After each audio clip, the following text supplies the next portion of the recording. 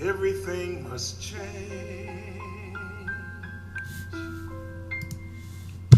Nothing stays the same. Everyone must change. No one stays the same. The young become the old, and mysteries do unfold. For that's the way of time. You see nothing and no one goes unchanged. There are not many things. That was a while ago. In life. Was it? Time goes by so fast, you know, when you, No. especially when you got things to do, you know. Yeah, it's very true. You know, I just thank God for Richard Sherman and the guys, you know, that just hung in there and, you know, and to do that thing, you know. Yeah.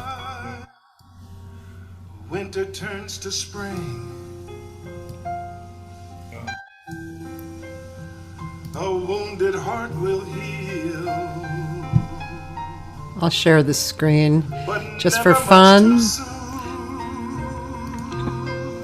because everything must change. The young become the old. I know him. I know. And mysteries do unfold. For that's the way of time. Everything must change. There are not many things in life you can be sure of, except rain comes from the clouds, sun lights up the sky, and hummingbirds do fly.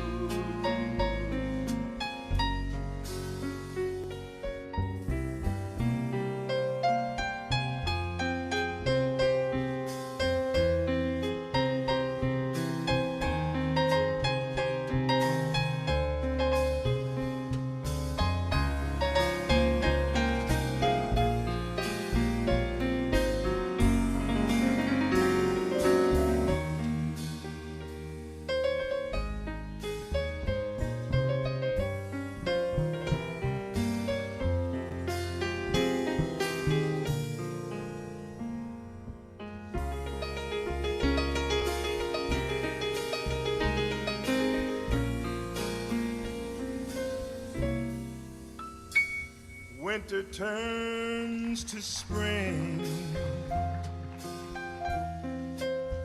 A wounded heart will heal, but never much too soon, because everything must change. The young become the old, and mysteries do unfold. But that's the way of time. You see nothing and no one goes unchanged. There are not many things in life you can be sure of, except rain comes from the clouds, sun lights up the sky, and hummingbirds do fly.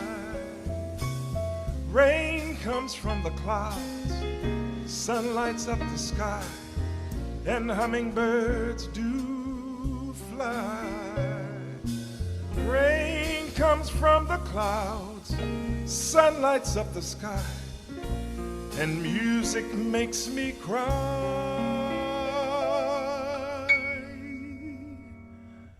Everything must change.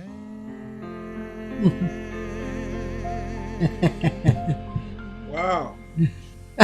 Who was that man? When I remember the first time I ever heard that song.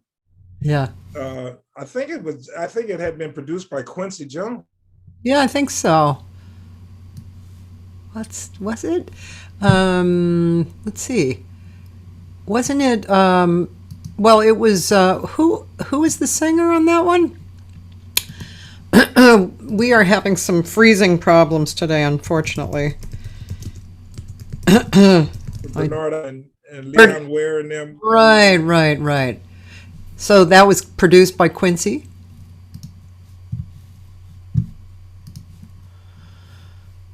It's going to be one of those technological days. We might have to get Billy to call me and talk over the phone.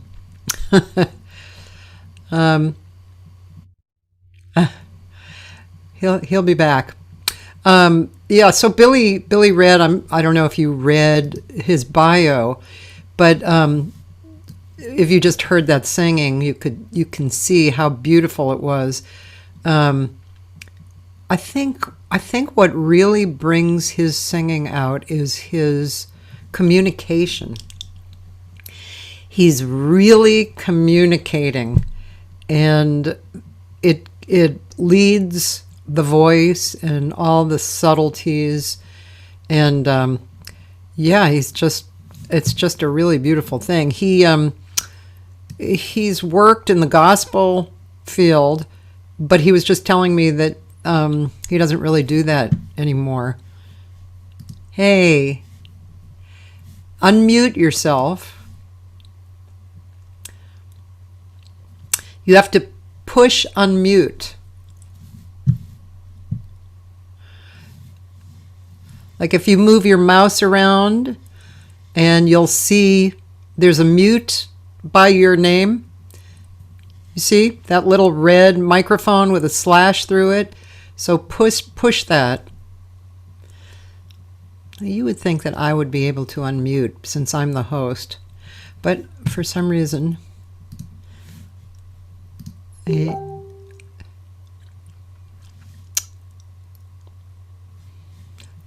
Billy, do you see the red microphone by your name? You see where your name is? I think he can hear me. You see where your name is? Right next to your name, there's a little microphone. I think this is going to be a difficult technological day. And I'm gonna call Billy Redd because I just did. So let's see.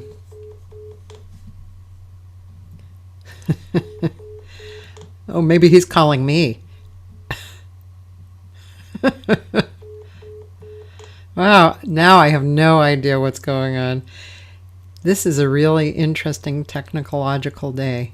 I think I'm getting through. Let's see. Hi, this is Billy Redd. Please leave me a minute. Oh, let's see if I can reach him again. Yeah, baby. Okay, so maybe what we'll do is talk to you on the phone. But you see, next, if you move your mouse around on your picture, there's a little red microphone with a slash through it, and you have to unmute that. For some reason, So that's what I was saying. That's not. I don't see. That's not. This page is like a blank page, okay. and Well, I gotta get. I'll tell you what. why don't we just continue on the phone, because the picture is freezing up too, so that means the whole communication online would be freezing up. And we can talk, and I can show your music videos as well. Okay. So, yeah. So, ladies and gentlemen, you tell me if you're hearing everything. Oh, there you are. And the microphone.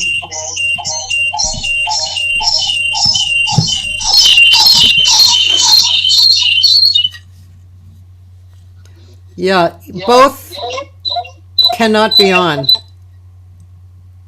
Can you hear me now? No, you can't hear me now.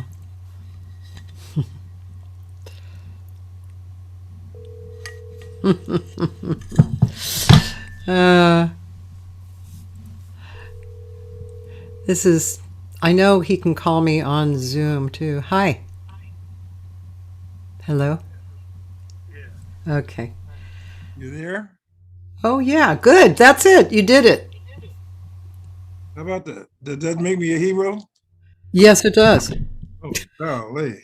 I had to put my specs on to see the phone thing, you know. Well, me too, man. I was just, one of my students came over who had just turned something, he had just turned 40, I think, and he said, oh, shit, you know, I have to wear glasses. And I said, yeah. I remember when I would not have my glasses on and I couldn't see, and I'd say, I don't need my glasses. And then and it was like, well, oh my God. I didn't know that was there. Yeah.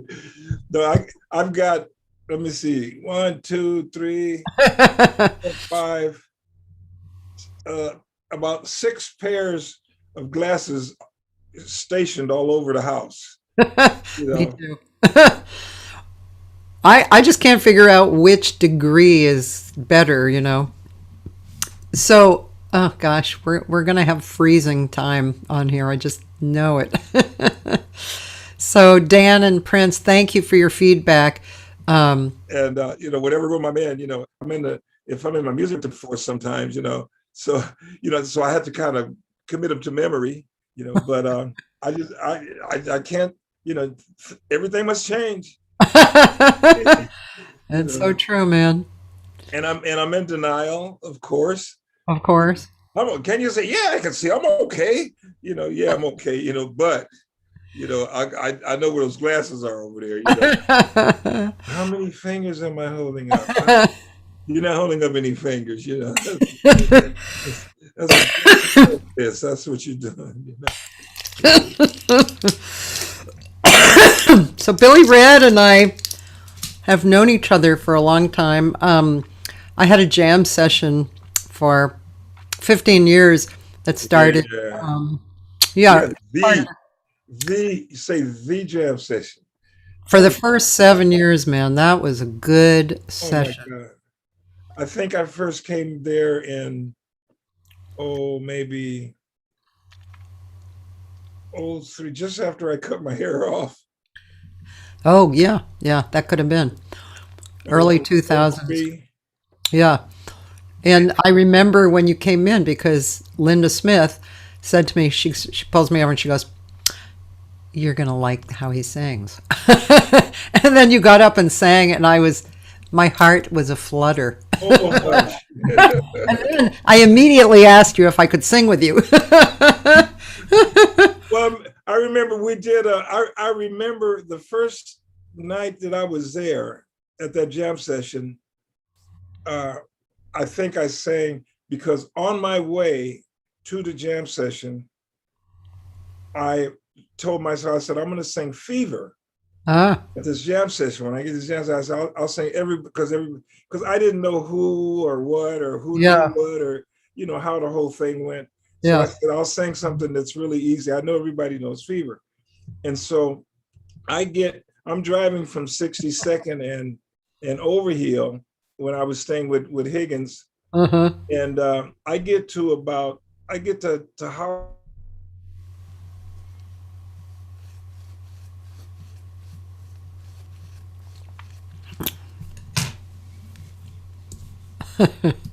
I apologize for the freeze. All of a sudden, I can't remember. You can't think of, but you can't think of one. You know, what song am I going to say? Oh, yeah, well, what key is soar? I don't, so I'm trying to figure Fever out. All the way get to Hollywood. And I ran and asked them, what's the first line of the song Fever? And they told me, never know how much I love you. Oh, God, so the whole thing's come to you, right? I get all the way to Linda Smith's. We get in her car and we drive to the jam session from there. And when I get out of the car, I'm walking into the Sportsman's Lodge. In my head,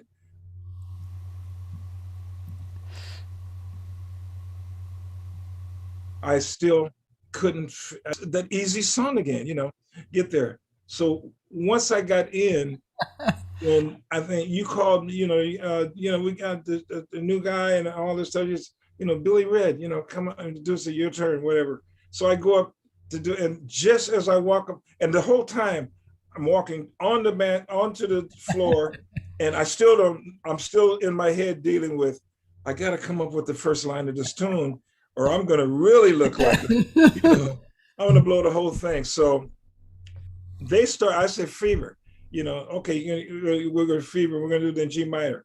Okay, so they start playing, boom, down, down, and then it came to me. So after the tune, you came up to me and you said, we should do something together, something to that effect. And I'm like, well, cool. Hey, this is Cathy Segal-Garcia. This is a lady doing the jazz. She's a big shot. I'm gonna get to sing with her.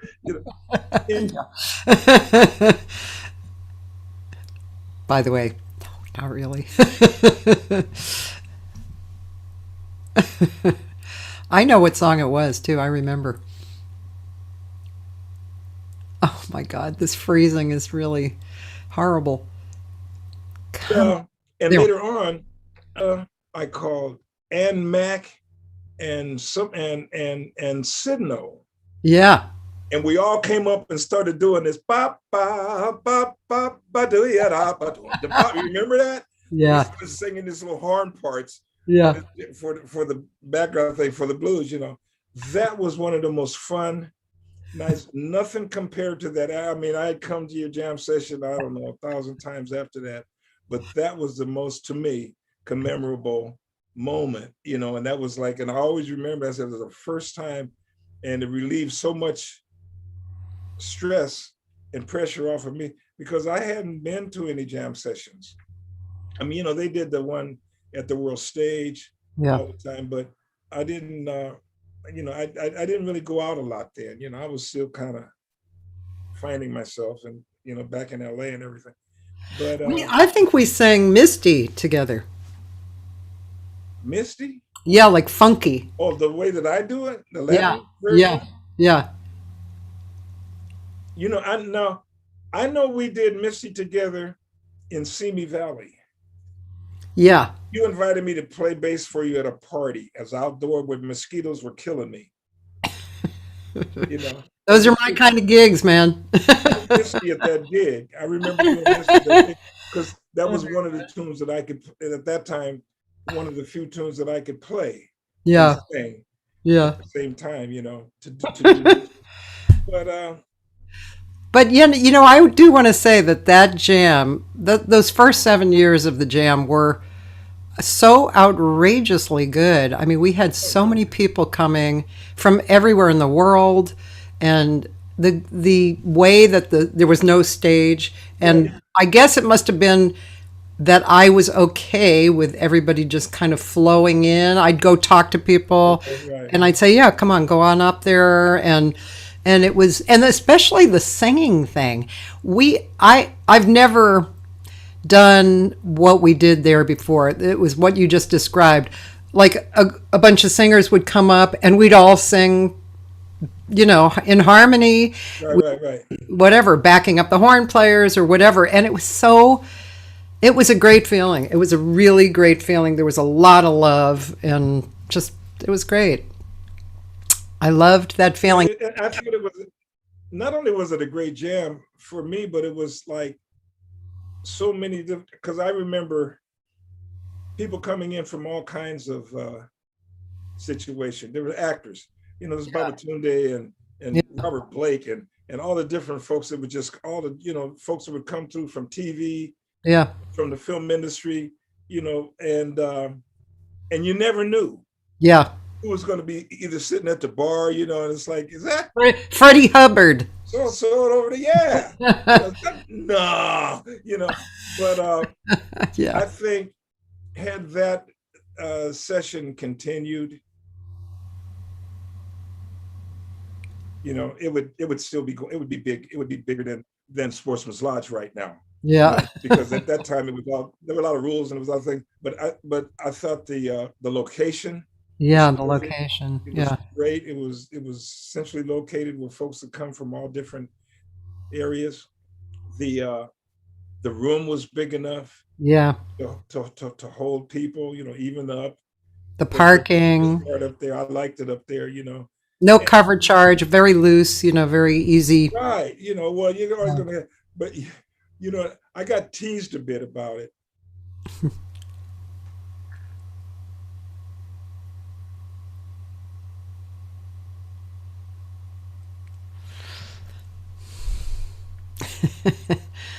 This freezing is killing me.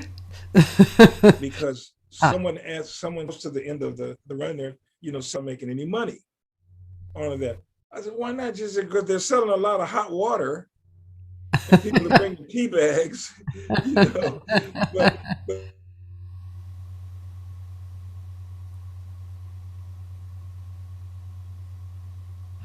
yeah. I don't know if a lot of people. What did you say?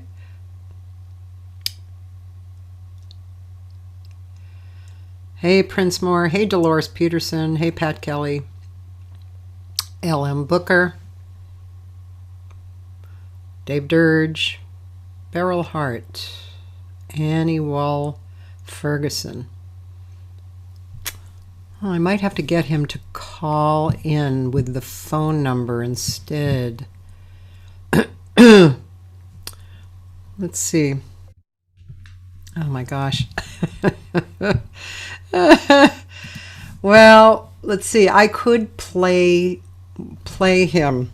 So I think what I will do is do some playing of him while he and I are working it out. And so you might see my screen, but anyway, so he's just got, is that him? Probably. Hello. okay, I'm calling you back, but You know, I have an idea. what is it? Secret love. Once I had a secret love that lived within the heart of me.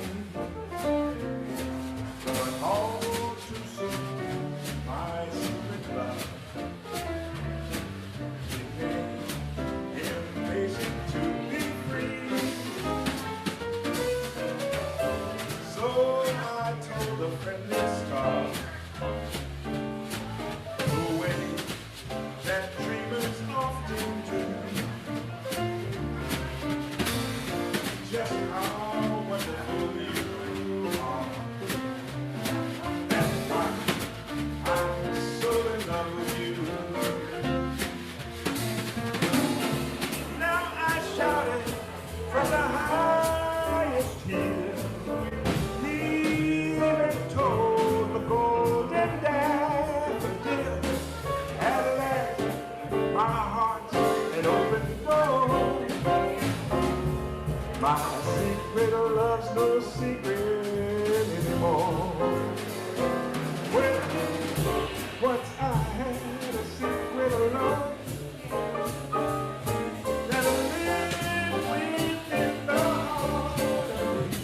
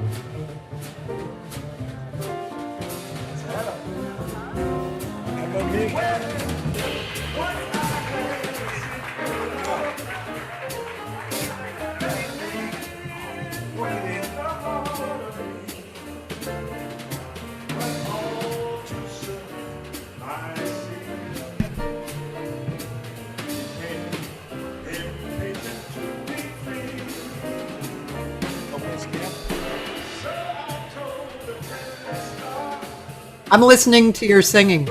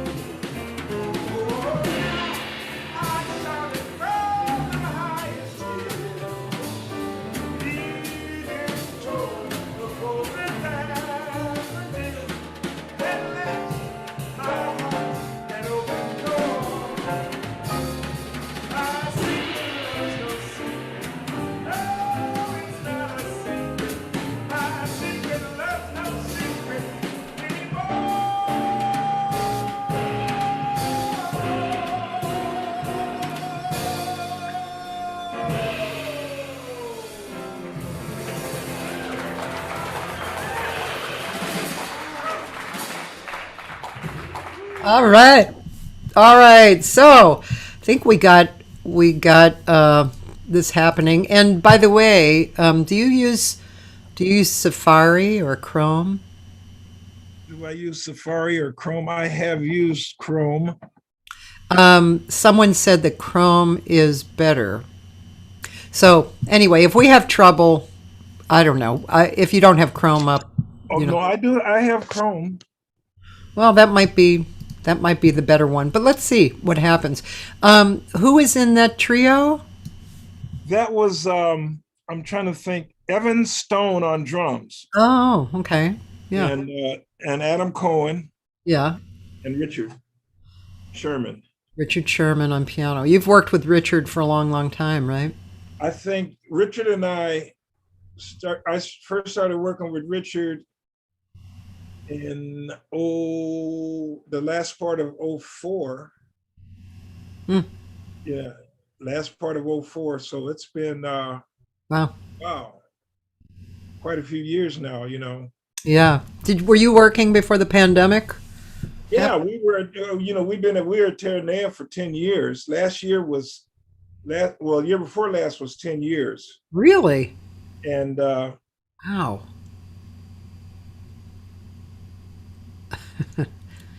Here we go again. I might ask him to move to Chrome and see if that makes any difference. So Richard Sherman is the pianist. So yeah, they work together a lot. And then, last year, we didn't do that at that time. It'd been because before the pandemic, and we were there. We were the first band there. We were there for the opening. Oh, cool. Terranea. So we celebrated the 10-year anniversary with them, and before then, I worked with Richard for about 2 years, about 2.5 years, and we were at the Holiday Inn in Torrance. Oh yeah, the Ginger Cafe there, and then we were also at the. You were in Playa. Bank Prime. What was that? San Pedro. Oh, San Pedro. Yeah, right. I came there. Kind of an upscale. Yeah. Restaurant with, I don't know, some guy there that didn't need to be in the country. I don't know what. he had issues, but we were there for a while, but mostly at the Ginger Cafe. And then I did a couple of concerts with him for the yearly concerts that he does, and I've done those. I think I've done since 05. I guess I've done like 15 or 16 concerts. I think the last 10 concerts we've done at the James Armstrong Theater there at Torrance. Yeah. And but quite a bit of work with.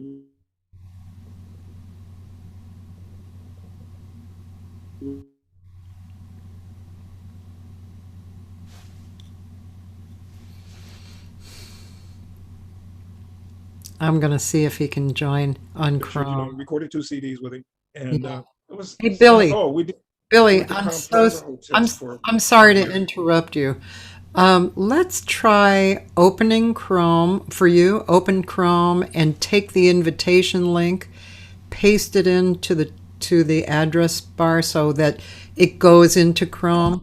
Let's try that because it's really, kind of Still breaking up, huh? difficult. Yeah, the freezing it just makes it really difficult. So just open Chrome and then take that link that you had clicked on and paste it into the address bar. Because if your default is Safari, it'll just go to Safari. You're talking too fast. Sorry.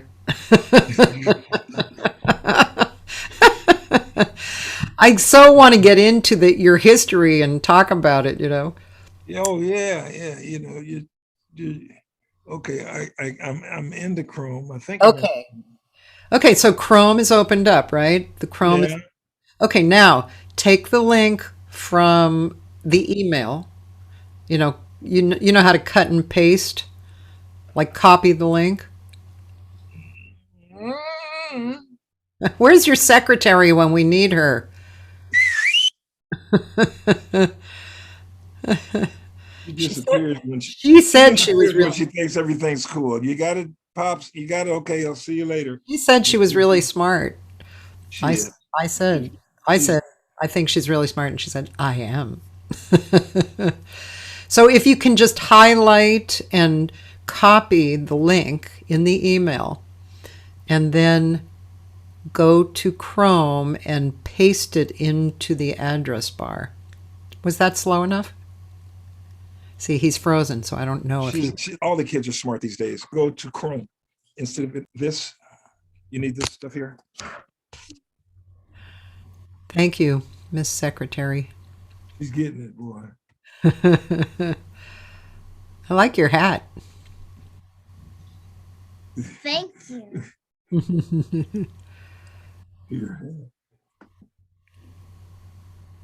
So, I bet she's musical too. Well, she's been toying around with the violin for about a year or so, but she's interested, but she just can't get a grip on what it is because we're talking about guitar. She piddles at the piano every now and then. Every day she goes into the music room and she thumps a few notes on the bass. Some days I just don't have the energy to get up and play and do stuff. Yeah. And so I tell her, but every day that bass has to be played. Oh. And so she'll I got it, pops, and she'll go in the music room.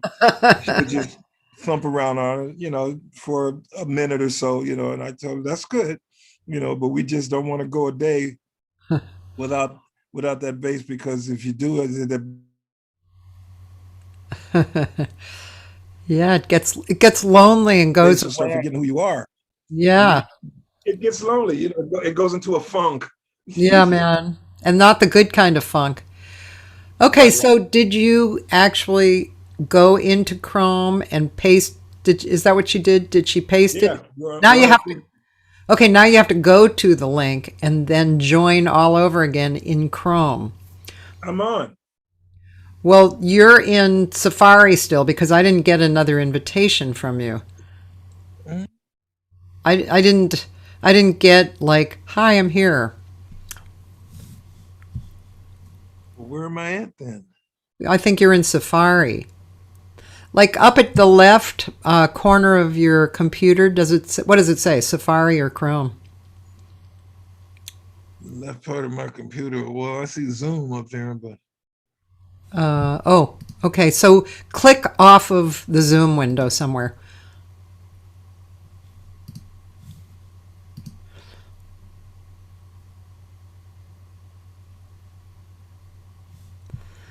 Yeah, we're still frozen. I'm so sorry, ladies and gentlemen.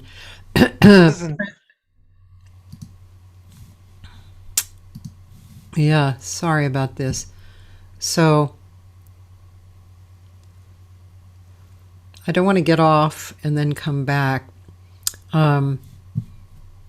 If you have read the what I posted about him, It's really beautiful.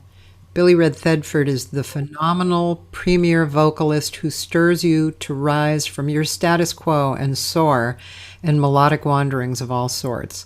His voice brings the wealth of the intuition of the art of music. His gift of song is not to be taken lightly, and you won't be able to take it for granted. He demands, here we go. There you are. Hey, okay, let's try this. I have no idea. Okay, well, let's try it anyway.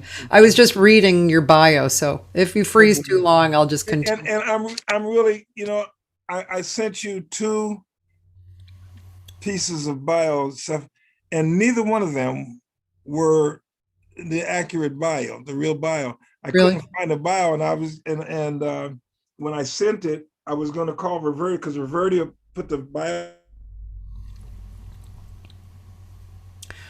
Well, he's free together for me, so I was going to call Reverdia. Something happened, and I had to, do something. So I didn't get to do that. And in my head, I thought, well, I sent her, 2 different. It's fine. I know one of them was a really jacked up version of something that was. It's fine. This is I'm very tasteful, so I just take what's tasteful, and I did, and it's beautiful. And you can make up the rest of it. Yeah, and I just want to tell you, Prince says you sound better when you're sitting closer to the computer, because Prince is here. Oh, really? Yes. Like this. Yes. Like that. Ooh, yes. And Shara is here. Shara of Guy and Shara. Shara's here. Yeah. Mark Van Aken, Ellen Booker. Let's see. Who else did? Oh, Dolores Peterson is here. Hi, Dolores. Pat Kelly. If these people are still on. Dave Dirge. And so I'm going to ask Billy when hi there. Hi there. So I know you grew up in LA, and you're also the nephew of Billy Higgins, correct? Yes. Yeah. So I remember talking to you about that, and I always thought that was a really interesting part of your life growing up, Pierre Chamber says hi. And so tell us about growing up. Well, that is I wrote a book. You did? And I got a lot of, I wrote the autobiography. Billy told me that I had to write an autobiography because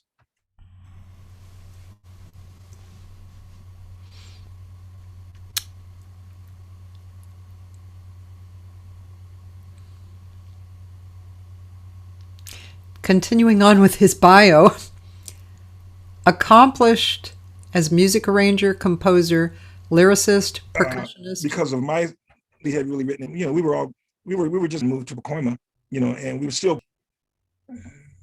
wow, it's really breaking up, huh? Yeah, it really is.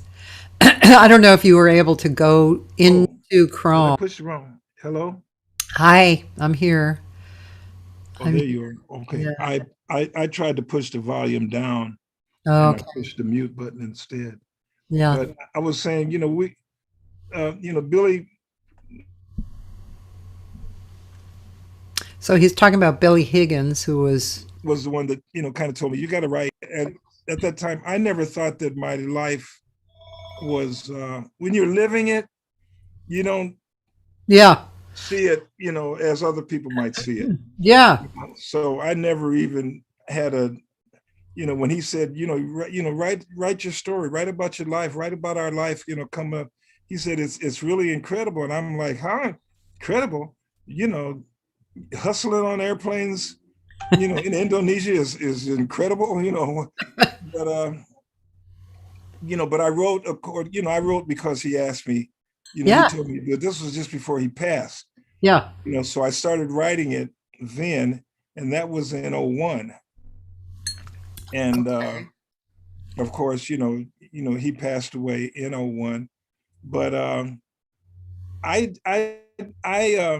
coming out of Watts at 15, it was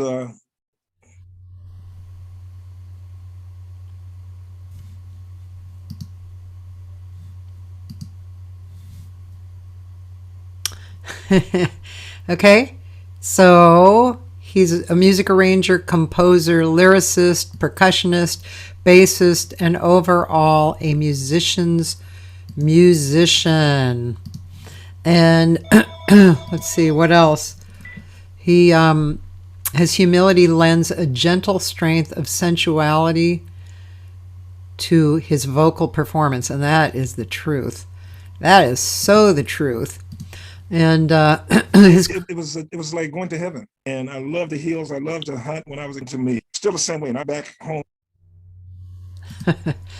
Why does it keep doing this? Hi, Cathy. Hi. I have a feeling we didn't actually get into Chrome. I don't know if that's going to make a big difference, and I don't know if you want to do that. But I can play something if you want to really investigate getting into the Chrome. And putting that link there and following it. We can try. Why don't you play something and we'll go into and we'll work our way into Chrome again. Okay, I'm going to do that. I am going to do that. So, because there's lots of stuff on Bili, and I mean we saw that one, but now I have this record. Let's listen a little to this record. This was obviously a while back. And by the way, did I mention that this man is eye candy to the 9th?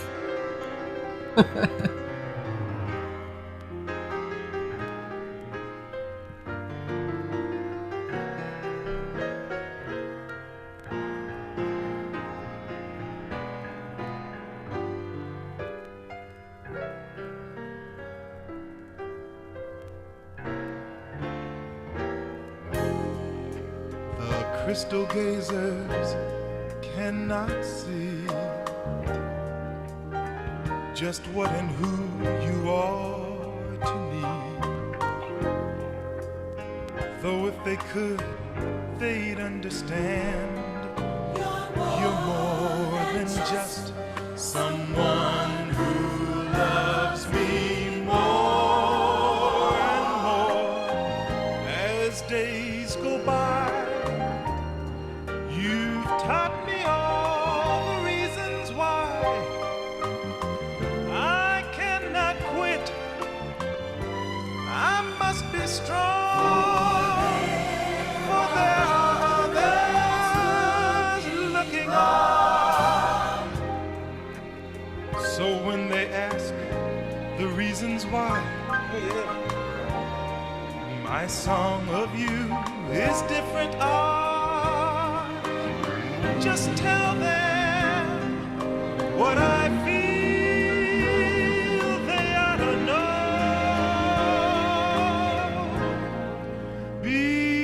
Because I love you more than anything. You give much more than life alone can bring. And I long to sing my song for you, because I love you more than anything. You give much more than life alone can bring, and I long to sing my song for you.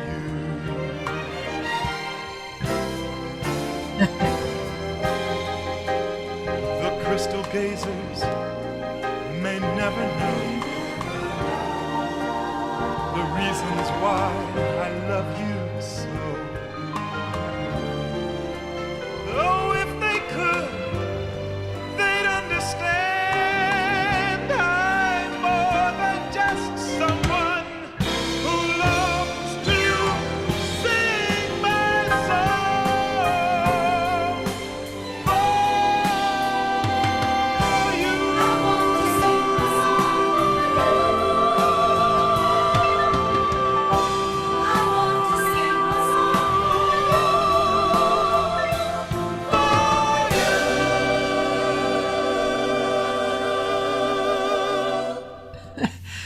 Yeah, man. You know, you really carried your voice all along the same way you sing.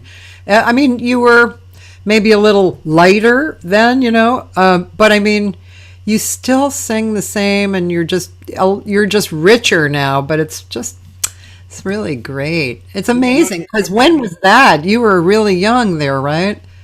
At that time, Yeah.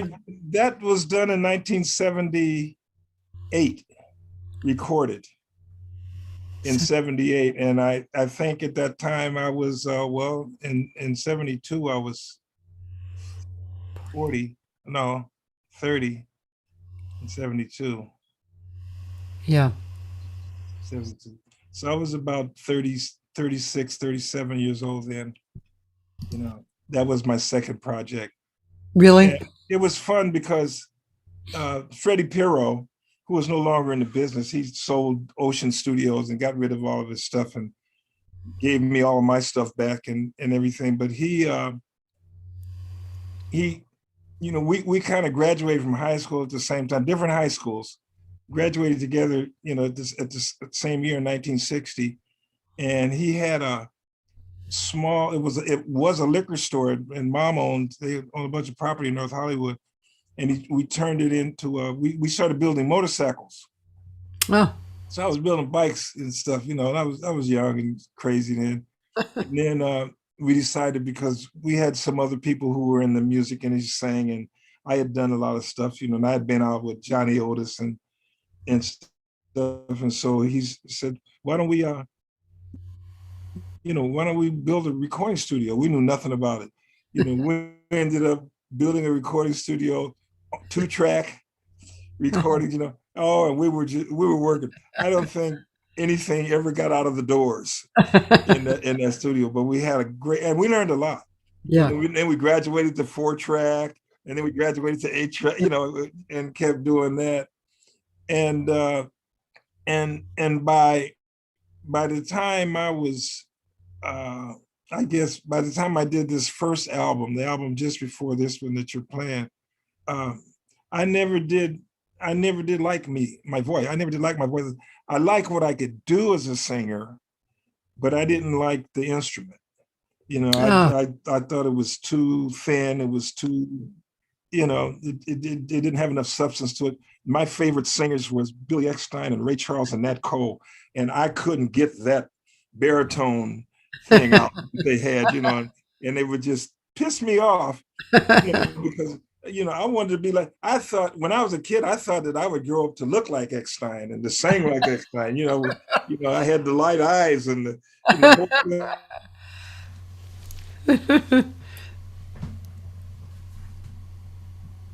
Damn, I thought we had conquered it. and and he was kind of my idol. Everything just totally changed. And it's like, wow, this guy's got the range, of a bass singer, ultra soprano.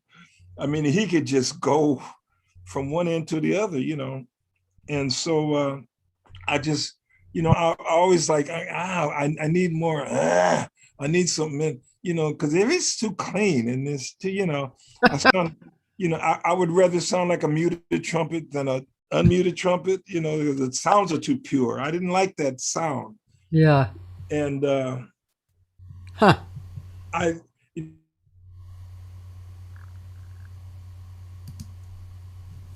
so somebody said, well, what, did you ever get any change? My voice came from my mind. I started thinking different about what I was doing, and, I started using my head more so than and most folks use their voice.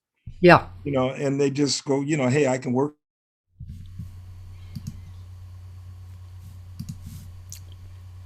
from here and do all this stuff. And I want to hear it different. I want to be able to feel like, I didn't feel like the intent of what I was doing was reaching, I could reach people with the intent. He's talking about what I was talking about. What I had. So it took me a while to sing from here, and from the heart, I'm always been a heart singer, but to really control everything from here. Yeah. Because it's just like playing an instrument. A lot of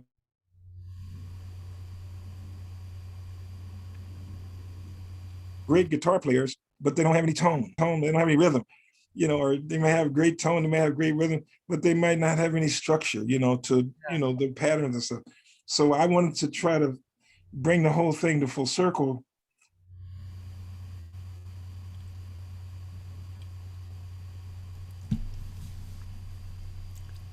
To make my voice would tell a different message. I would give I would give my audience or my listeners a different message, a truer message, because I knew I was doing my best. Yeah. Rather than just taking and saying, hey, I know guys that play a con trumpet like it cost them $50,000. They'll play a high school horn and make it sound like Freddie or somebody, Yeah. But I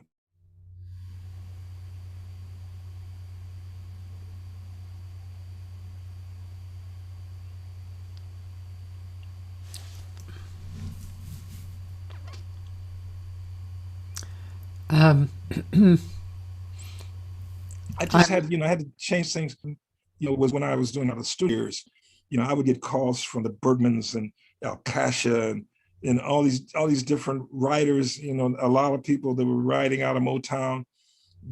Doing stuff for, like, when Jermaine decided to do his album, I had gone and do all of his material for him to give him a pattern for. And so I did that for a long time. Well, in doing that, I found that I had to wear a lot of different hats, because you can't go in doing something like this from Jeromy Lubbock and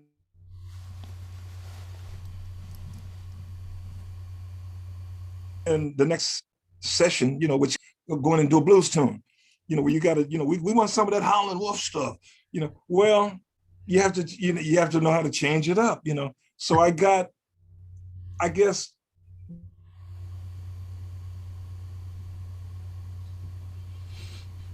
good enough at that, and versatile. Can you do a so-and-so? Can you do some Leo Sayer? Can you do a Joe Cocker feel? Can you do a Ray Charles? And I'm, like I said before, I came up poor, so we didn't turn down nothing. Yeah. You got a chance to make a buck, you go mow the lawn, you go mow that person's lawn, make that $2, And so any call I would get, I would take it. And it turned out to be a good deal, because as a child, I was a great liar. When you're poor, you lie a lot. You have to, because you want to at least be on board. Yeah. Everybody else, these kids got a so-and-so and say, yeah, I got one at home too, and you learn how to deceive, or you learn how to intrigue, or you learn, you can deal with people that way. So I said, well, wait a minute, if I could do that, because I was told that, hey man, my thing, it might have been my grandmother, you had to go ahead on and sing, because the way that you lie, you can tell stories, and howdy doody or something like that, But I would look at TV and I would emulate and and do that. And she said, you should do that. And later on, she told me you should do that in your singing. Tell stories. Yeah. Don't be so concerned about your voice. Don't be. Yeah.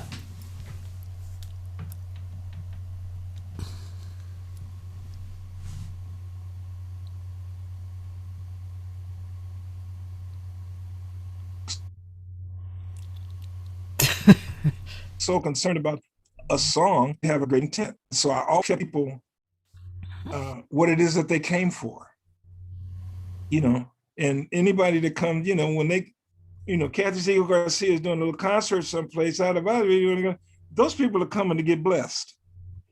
They're not coming to just see you or to just hear you. They're coming to, they're coming to get something, because when they leave your concert or your performance, they're not going to remember how your hair was. They're not going to remember what you wore. They're not going to remember how you sang on a particular tune. They may not even remember some of the tunes that you sang. or the order or anything, but they will remember how you made them feel. And if you make them feel good, they're going to want to come back to your next concert. Yeah. They're not going to come back because you had a killer gown on, and I would tell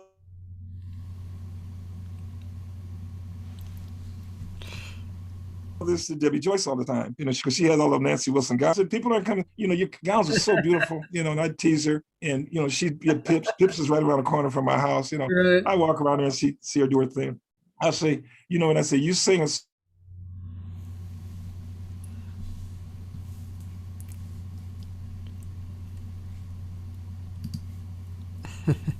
He's talking about Pips, which is a cool restaurant club. Barbara Morrison works or had worked there every week, and a bunch of people. Really nice place, good food, and very comfortable. Small room. That touches hearts, and that's going to make them want to pay and come and see you again. And they'll, you say, yeah, unless you can get into their heart, unless you can get your voguing. Come on back. Here you are. Prince, I hate to say this, but Prince suggested that you actually reboot your computer. I don't know if you want to do that or not. Dina. Like turn it off, the whole computer, and then turn it back on. I don't know if you want to do that, but it is still freezing, and quite often, like several times in a minute. Yeah.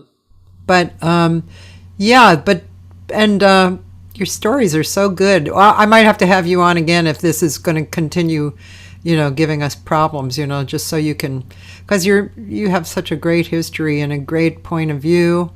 And anytime you need me, honey, I'm here for you. You're Cathy. And I miss you. I don't get to pop the strap.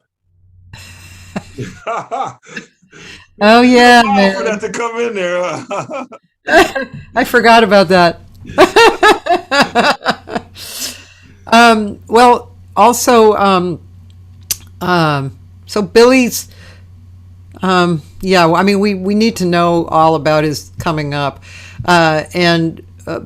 so you were talking about you were talking about being a young child there. And then Billy were you singing with Billy, or you said that you said you weren't crazy about your sound, but you knew what you could do. And so you started doing everything, like in the studio. Anything. Yeah. Anything that was there, anything that was available, anything. If I didn't get to sing, I'd go whistle. I'd go down and walk down the street and just start whistling. Yeah. I just had to get it out, and I didn't know what it was. Yeah. At the same time, but it took me, oh gosh. I guess it took me until like the early 70s. Yeah. Before I considered myself a singer.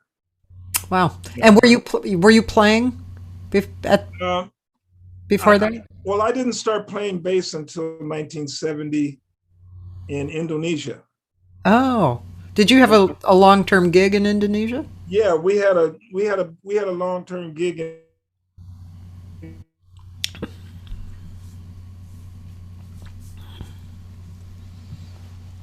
We will know the answer in Indonesia, and it was, we sang at every school, every academy, police academies, every university, sometimes it'd be 3 and 4 times a day. Wow. And really, literally. Who were you with? What band were you with? Well, I was with Andre. Oh, okay, Andre. Yeah. And so what it was this build-up for this big thing at a place called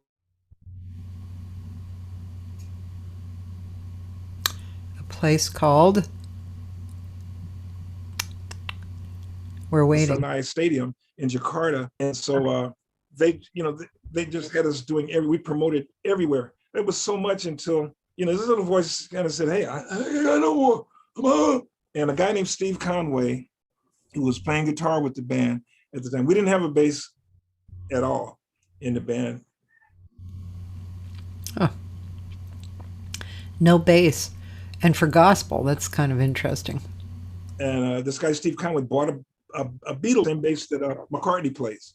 Oh. And so I said, you know, I played a little bit of guitar. I've always had a guitar. You know, Higgins always had a guitar because he learned Portuguese when he was young. So he would always do all these Brazilian tunes and stuff. Cool. And so I would pick on it, but don't leave that guitar, you won't break it. You know, they wouldn't let me play it because it wasn't mine, you know. But I was sneaking. So he bought this bass, and I said, I'm gonna take the bass to my room. I asked him, can I just take the bass to my room and play around with it? And I played around with that bass for about a week. Yeah. Before our first concert at the Sinai Stadium. And when that time came, we had a couple of rehearsals, and I just started first. This reminds me of a bass joke. I can't say it because by the time I hit the punchline, he'll be speaking again. It was intense for me. But I'm sorry, you froze there. So you played the bass in that concert? I played the bass in that concert for the first time, 50,000 people. So I guess you played it pretty well. Everything was raw. Oh. I was raw. I felt like I had been filleted. Oh. I was like a fish out of water. But I made it through. I played the tunes. I just played basic changes. You know, there was nothing fancy. I was playing a Beatle bass with a felt pick. You know, I was playing the bass like a cow. You know, but from that, you know, and then the next night we had another concert. I think we had 5 nights. Played, you know, by the time we got out of India, by the time we left Jakarta, we went to Surabaya. You know, I was introduced as a bass player. Oh. You know, back, wow. One of our, lead singers and bass player, and I'm like, I'm a bass player, you know, I'm a musician. I'm one of the cats, you know.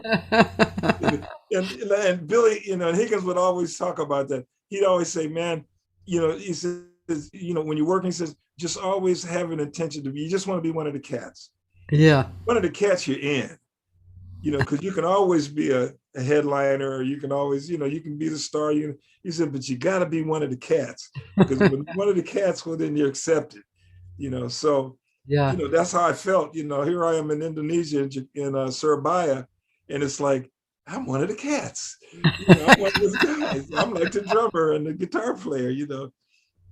Well, let's, can we briefly talk, we'll talk about Billy and talk about Andre, because I think those two people were kind of outstanding in your life. You know, Billy Higgins, I mean, if you were ever lucky enough to see Billy Higgins, I mean, hear Billy Higgins, yeah, I mean, amazing, but see him play as well. The man had such huge experience with joy, and that it was overwhelming watching him in a good way, you know. Yeah, we always teased him and told him he looked like the cat that swallowed the canary.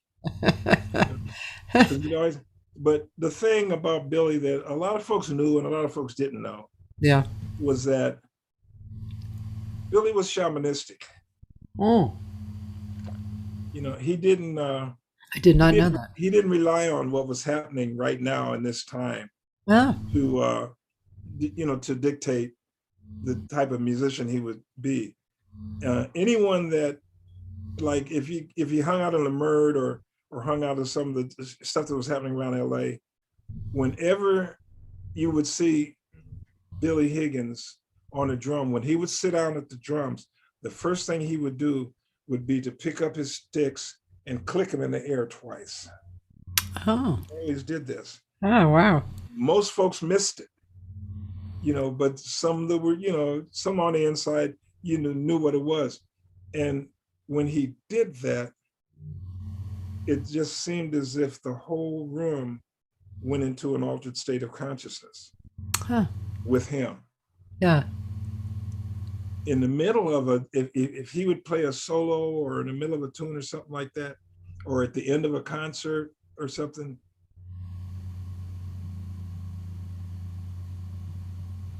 Wow, this is something I did not know. He would give a real loud snare.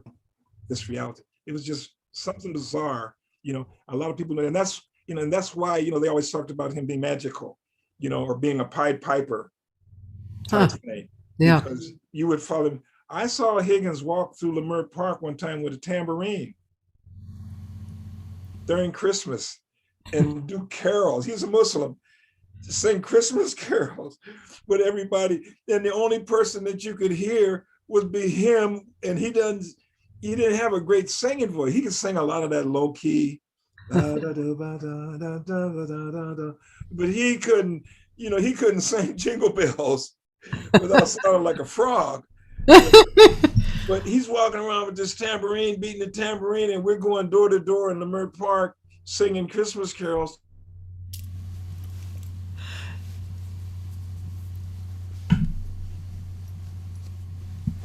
Oh my gosh, I can just imagine. And he was the only one that you could hear. See, he'd been 10 or 12 people. A lot of the same share on the street was Higgins. He was, he had a certain magic about himself. And he also knew he was one that he knew that it wasn't about him. Yeah. And that's what he taught. That's what I learned. Yeah. From him and from a few other people. And it's not about you. Yeah. It's not about you. You get a gift of playing a drum, or you get a gift of singing a song. You're like a horn. The horn isn't the gift. The horn is just the vehicle. Transposes, that message, which comes from out there. We don't, people say, I wrote this. You ain't wrote nothing. You heard it and you wrote it down. But you didn't invent it. It came from out there. Yeah. And everything comes. And when we know that, we receive what we get. And we also know that it didn't come for us. Yeah. It came for them. Yeah. So you get a tune, you write some material and stuff, and then by the time you sing, you just played that Crystal Gazer's tune of mine. Yeah. When I was recording that tune at Heart Studio, I remember Jules Chaikin did the orchestration. When we were doing the orchestration on it, there was a guy there that was a race car driver. He was from Italy, and he was there he wanted me to come and do some vocals for him at Seals and Cross Studio up in San Fernando. So, and so he came there to hear me sing. And when he heard that song, he invited me to Italy. He says, you got to come to Italy and sing this song. I never did. I mean, it never happened, but, because we ended up getting into different business and stuff and doing this stuff in San Fernando. Yeah. But he says, you have to come to Italy and you have to sing this song. You have to tell this story, and, I was like, I ain't ready to go to Italy. I don't have a show or, a bunch. At that time, I didn't know. I think the only standard tune I knew was "Fly Me to the Moon" and "Misty." That was it. Yeah. So, but I didn't turn it down. It just never happened. Yeah. It was just the fact that I remember.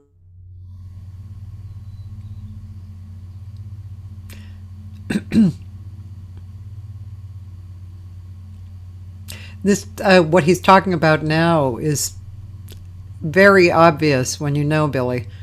He's just this guy was so impressed, and so when I got home, I remember trust me when I say this, I don't remember writing any song that I've ever written. I don't remember writing it. Oh. I don't remember putting it on paper. I don't remember memorizing. I don't remember anything like that. I've got a ton of material, but for some reason I can't remember writing any of this stuff. And to me that was sort of a confirmation. Yeah. Of the fact that I didn't. I know that feeling. I had a whole record like that. I just heard something, and you play flute. You still play? You still play your flute? Good. I wondered about that. I was thinking about you yesterday. I took a lesson. You're still playing her flute. I took a lesson from Laurie Bell, and you know what? It's the first lesson I've taken since college. Right. But the thing, well, since then, yeah, till now, what gee whiz, what's 40 years ago? Yeah, at least. I'm sorry, 15 years ago for you. Think about how much more you've learned on flute than you learned when you were in school. All of that new information, listening to cats like HB, all the, Herbert Laws and all the different play, and you hear this stuff and you pick that up and you pick up these changes and you pick up that tone and, and you do all these things and you learn so much more. But at the same time, this is information that's out there. Yeah. You just picked it up. Stuff that I learned in school, because once I started playing bass, I went back to school. Oh. I went back to college. Yeah. And started studying. I was studying upright and electric bass, and I went to Dick Grove's. I was there with Chuck Rainey and Ladd McIntosh and those guys, and I was getting my electric bass skills up through Dick Grove. Yeah. And Dick Grove was a great school here in LA that a lot of people attended. A lot of people, all levels actually. All levels, the higher level people too. Dick Grove was stuff that I learned in college was, to my playing was stuff, the different Chuck Rainey. Yeah, I loved when I first heard Chuck Rainey's version on Sanford and Son. Yeah. The bass on that line, that just cleaned me out. I said, well, if I could ever do anything close to that, the timing that I said, man, that is some of the most incredible timing, just made your head go. Yeah.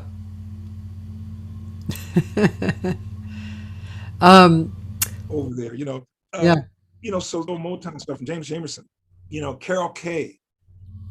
Carol Kay. That made they made a mark, and by listening to them, you also know they didn't get all that information from a piece of paper. Yeah. Or a classroom. That's a school of hard knocks. You got to get out in the streets and learn that stuff. You got to go to them jam sessions and go to those, hang around, recording studio time, and, go hear somebody play and just take as many notes as you can. That's where you're going to learn. Yeah. Stuff, all the vocal stuff that I've learned, that other people have learned, even growing up, it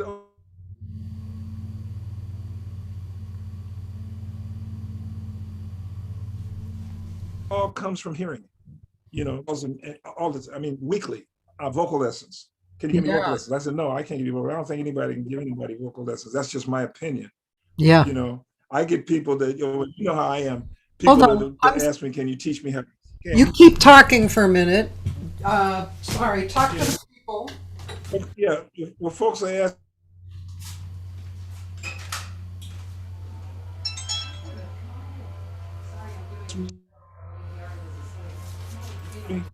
Can you teach me how to skate? I've done it for you. I think I did a 3-hour class for you there at your home. And we had, I think we had about 12 people at your class, at your house that I did on the scatting thing. Oh, yeah. But I don't know if you remember, at the very beginning of that class, I told everybody,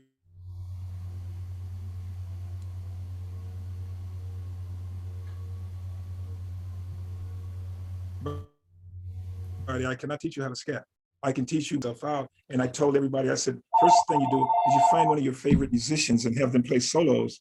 You listen to some Charlie Parker, or you listen to some Wes Montgomery, or you listen to, some Herbie on the piano, or you listen to some John Hendricks.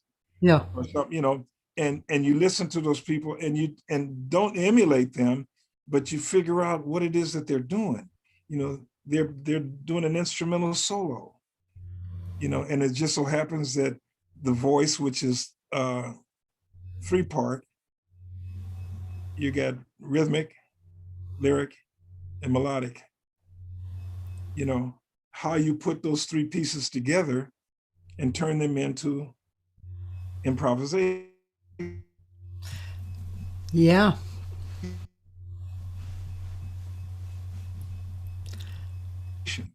Yeah, absolutely. Because it's all about doing the same thing twice. No, improv is. Yeah. You may scat one lick on this, and you're going to scat something else totally different on the next piece. Or if you come back around again, you're not going to give up the same information. Yeah. Hey, Dan Davila had put up remember when we did that Great American Songbook? Easter. It was, no, I think it was Valentine's Day. Was it Valentine's Day? I think so, yeah. And it was at Alan Goldman's house. Yeah. And and Deanie's playing. Actually, Deanie is playing on this first one for you, so I don't know. But Karen Hammock. And Deanie and yeah. So I'm gonna play that. There's so much to play from Billy that is just all so good. Everything is so good. But here's one that's great.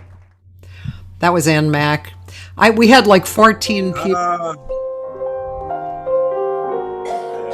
That's my buddy. I know. I really miss him.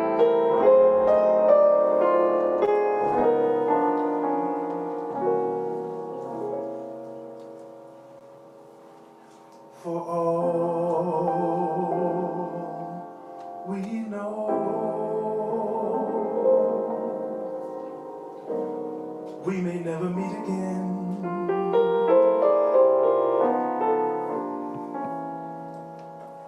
So before you go, make this moment sweet again. A friend of mine gave me a book, The Great American Songbook History, and it's a beautiful, large book, and as I began to read it, it goes back practically to the turn of the century, and all the different writers and names that I had never heard of, and songs that I had never heard of, and all of a sudden, you become very interested in wanting to know, well, this writer wrote this. Maybe there's some other stuff that this writer has written that I haven't heard before. It would be interesting for me to find out. So I'm beginning to delve in and find out, and then go through my songbooks and find out, this is so-and-so, and this is this person, and this is that person. They wrote this song. And it becomes almost a hobby. This may only be a dream,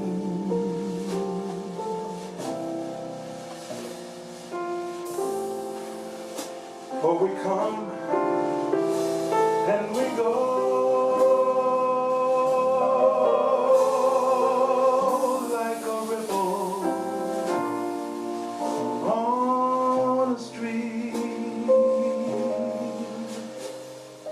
So love me. It's good to know the history. It's good to know where your music comes from. It's good to know who the people were that created certain things, the styles, and especially the times, because everybody was telling a story of the time.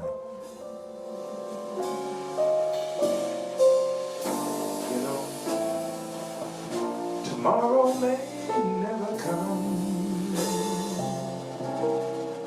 for all we know.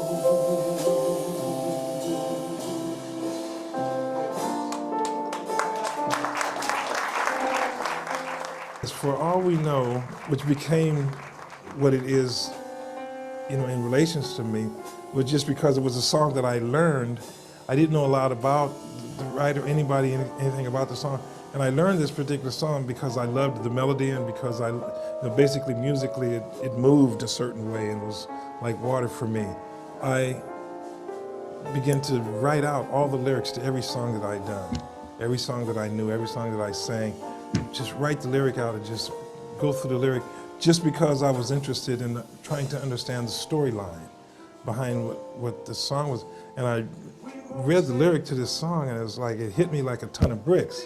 And I started applying it, and I'd go and I'd let people know. Folks started dying all around me. And I started thinking, I said, this song is applicable to this situation too. And all of a sudden today, I'm with you and tomorrow, gone. And this song really told that story. Reach out my hand and my heart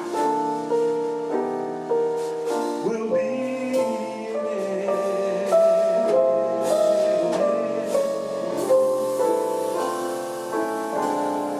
Oh, Lord,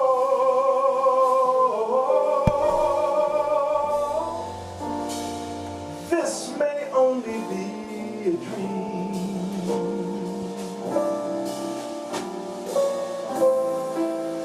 For we come and we go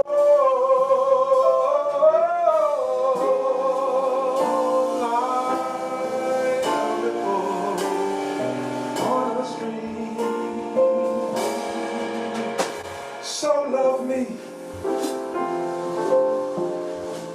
tonight.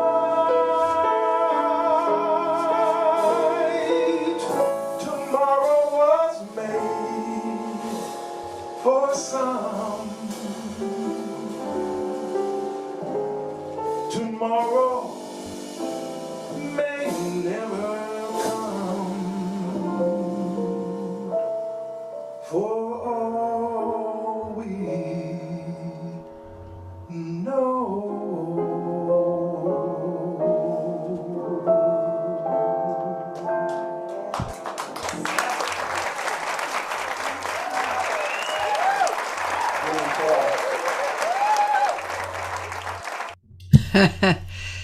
Yep, that was really good, and it was great because we had that we had those few days of interviews too that got onto the film, and that was so good. And Ann Mack, speaking of Ann Mack, she was one of the most eloquent people in the whole thing. She and Mark Winkler also stood out to me. He has an interesting.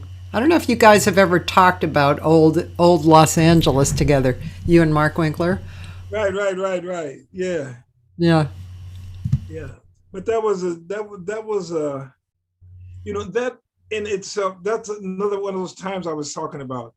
Yeah. When you're in that, you don't feel the impact, or you don't feel the energy, or you don't feel the power of what's going on. I saw that about a year ago. Yeah. For the first time since it had been done. Which was a long time ago. Let's see, my mom was I alive. never saw the interviews or anything. And when I saw it, I was like, whoa, that was like, because I could see what was going on in my head. Yeah. I'm in here.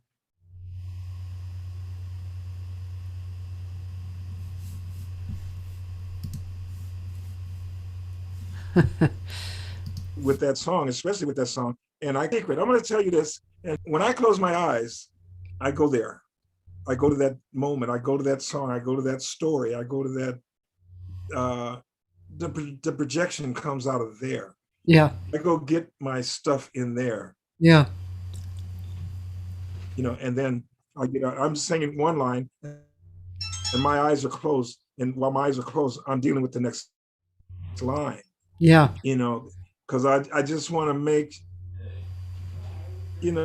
I want to make sure I'm telling you something I don't want to be there wasting my time or your time. I've never done a gig for money. Never. I got paid. but I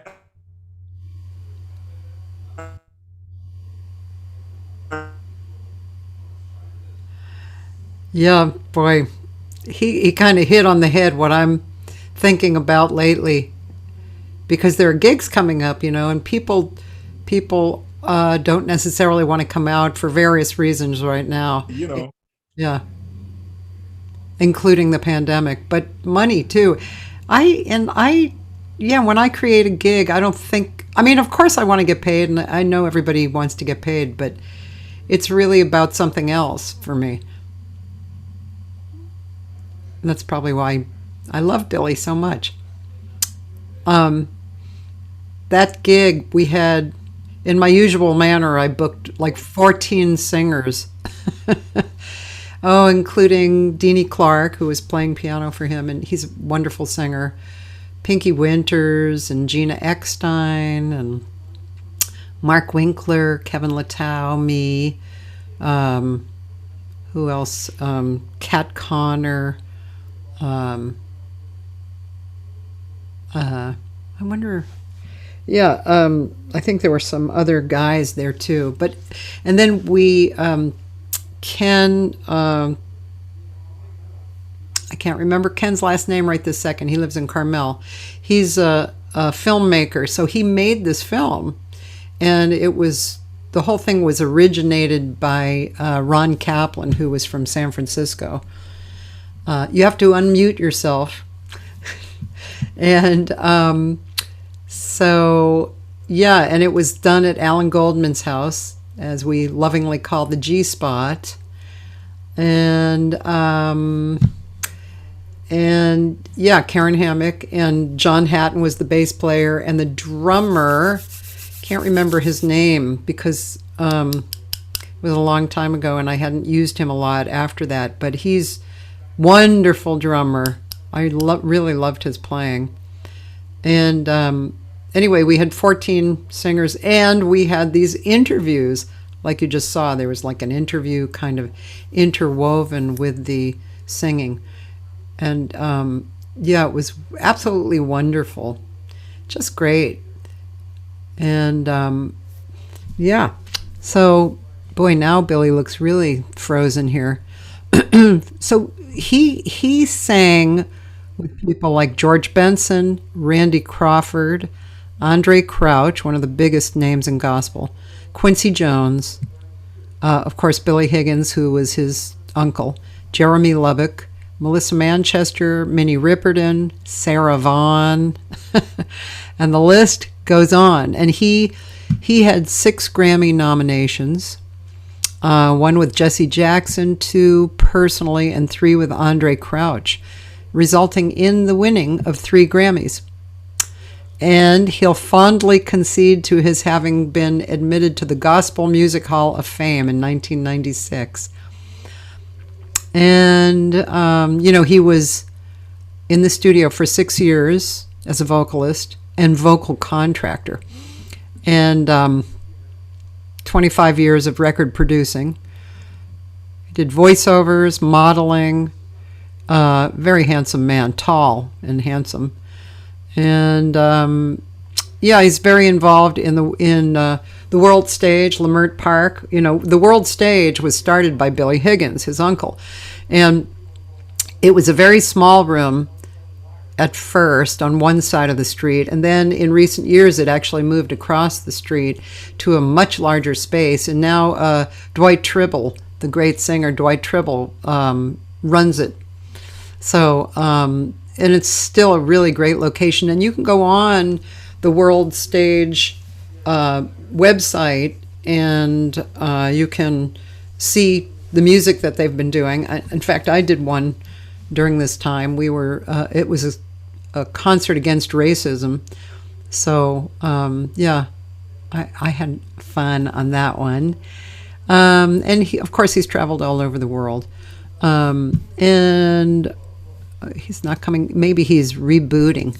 So I was just going to show you a little bit more of that concert. Well, I should probably just show you more of Bili Redd. Bili Redd. Now, let's see what this one is. Is this the same one? Okay, let's try it, because we haven't heard him swing yet, I think, right?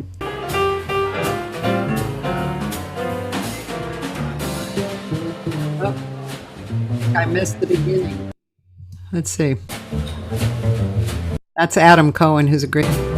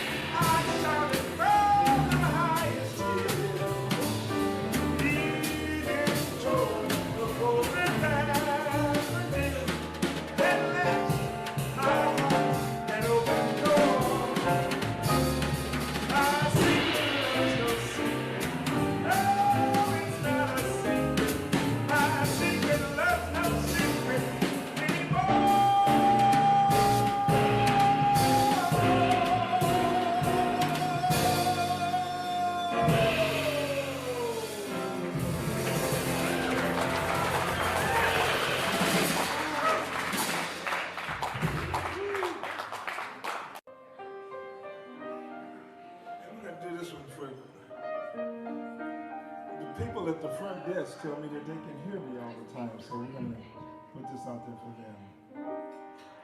I've been so many places in my life and time, sang a lot of songs, and I made some bad rhymes. Acted out my life on stages with 10,000 people watching. But we're alone now, and I'm singing this song to you. I know your image of me is what I hope to be. I treated you unkindly, darling, can't you see? There's no one more important to me.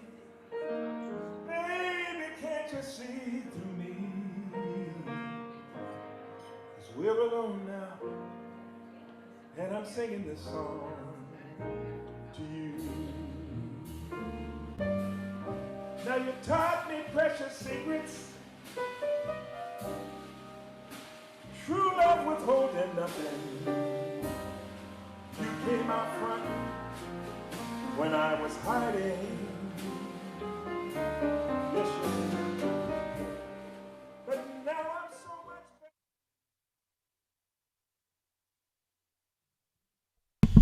All right, well, ladies and gentlemen, it looks like you're just going to look at me, and we're going to have Bili Redd on the phone. Say hello, Billy. Hello, Billy.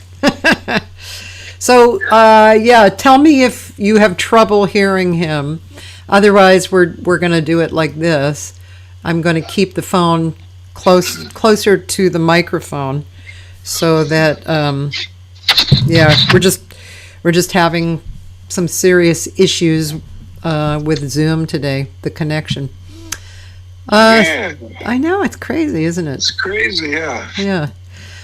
So, okay, so where were we? We were talking about, I wanted to ask you about Andre Crouch, because to me that's like the golden, the gold of gospel, right? Yeah. So how long were you with Andre? Well, we started that band in 1964. Okay. Actually, the four guys, the four singers, we had it was a group, and Andre was a pianist, and we were the four guys that just sang. And so we went I went with them from 1964 until 1976. Oh, wow. And that was a pretty long run. It was a good run. We did well, and we got to go to a lot of places, travel, a lot of traveling. One year I was out of the country for 9 months. Oh my God. And when I got back home, my house was boarded up and my wife and kids were gone. Oh. She just said, I just can't deal Oh. with it anymore. And, it was understandable. Yeah. Not then, but it is, later on, I figured it out. Yeah. But we did a lot of traveling. We were gone more than we were at home. Wow. And basically the whole time was not enjoyable for me. Oh, really? Going places and meeting people, and and you have a nice time, and folks are cordial when you get here, and Yeah. and you get to stay in these beautiful places and fly in first class, and and do all of this great stuff. But the whole idea of leaving home, Yeah. and playing gospel music was just not my cup of tea. That wasn't my thing. I never did get into gospel. That's why if you listen to my records, they don't sound like gospel. Yeah. because I didn't like, the stories are the same, some of them. Some of the stories are the same, but all of the music is is more pop oriented. Yeah. Music, because I never felt as if, that genre just wasn't attractive to me. Just as at that particular time, I wasn't into country western either. Yeah. So if I'd had to go out and do a whole bunch of country western, I'd just be out there playing music and not really doing the thing like it should be done, because I didn't have the heart for gospel music. Yeah. And when you grow up in a household where, when I was a kid, like before we moved to Pacoima in 1957, we lived on 110th Street, a 2-bedroom house. It was 6 of us. My grandmother and her 3 sons, and my sister and myself. And we had that little small house, and the only music that we ever heard was jazz. Because Higgins had a record player, and he just played jazz. He was learning. He was in school then, and that's what, he was learning jazz, and so he would just be all this jazz, all this music. And, I grew up listening to, all the old, Oscar Peterson and Dexter Gordon and, all these cats coming out of, Dizzy Gillespie and all of them coming out of New York and the South, and all the jazz artists. That was the only music that we heard, other than, like if you go to school or somebody had a little portable, I don't know if maybe this is before portable radios were even out, but, every now and then you'd hear something. But for the most part, I only heard jazz.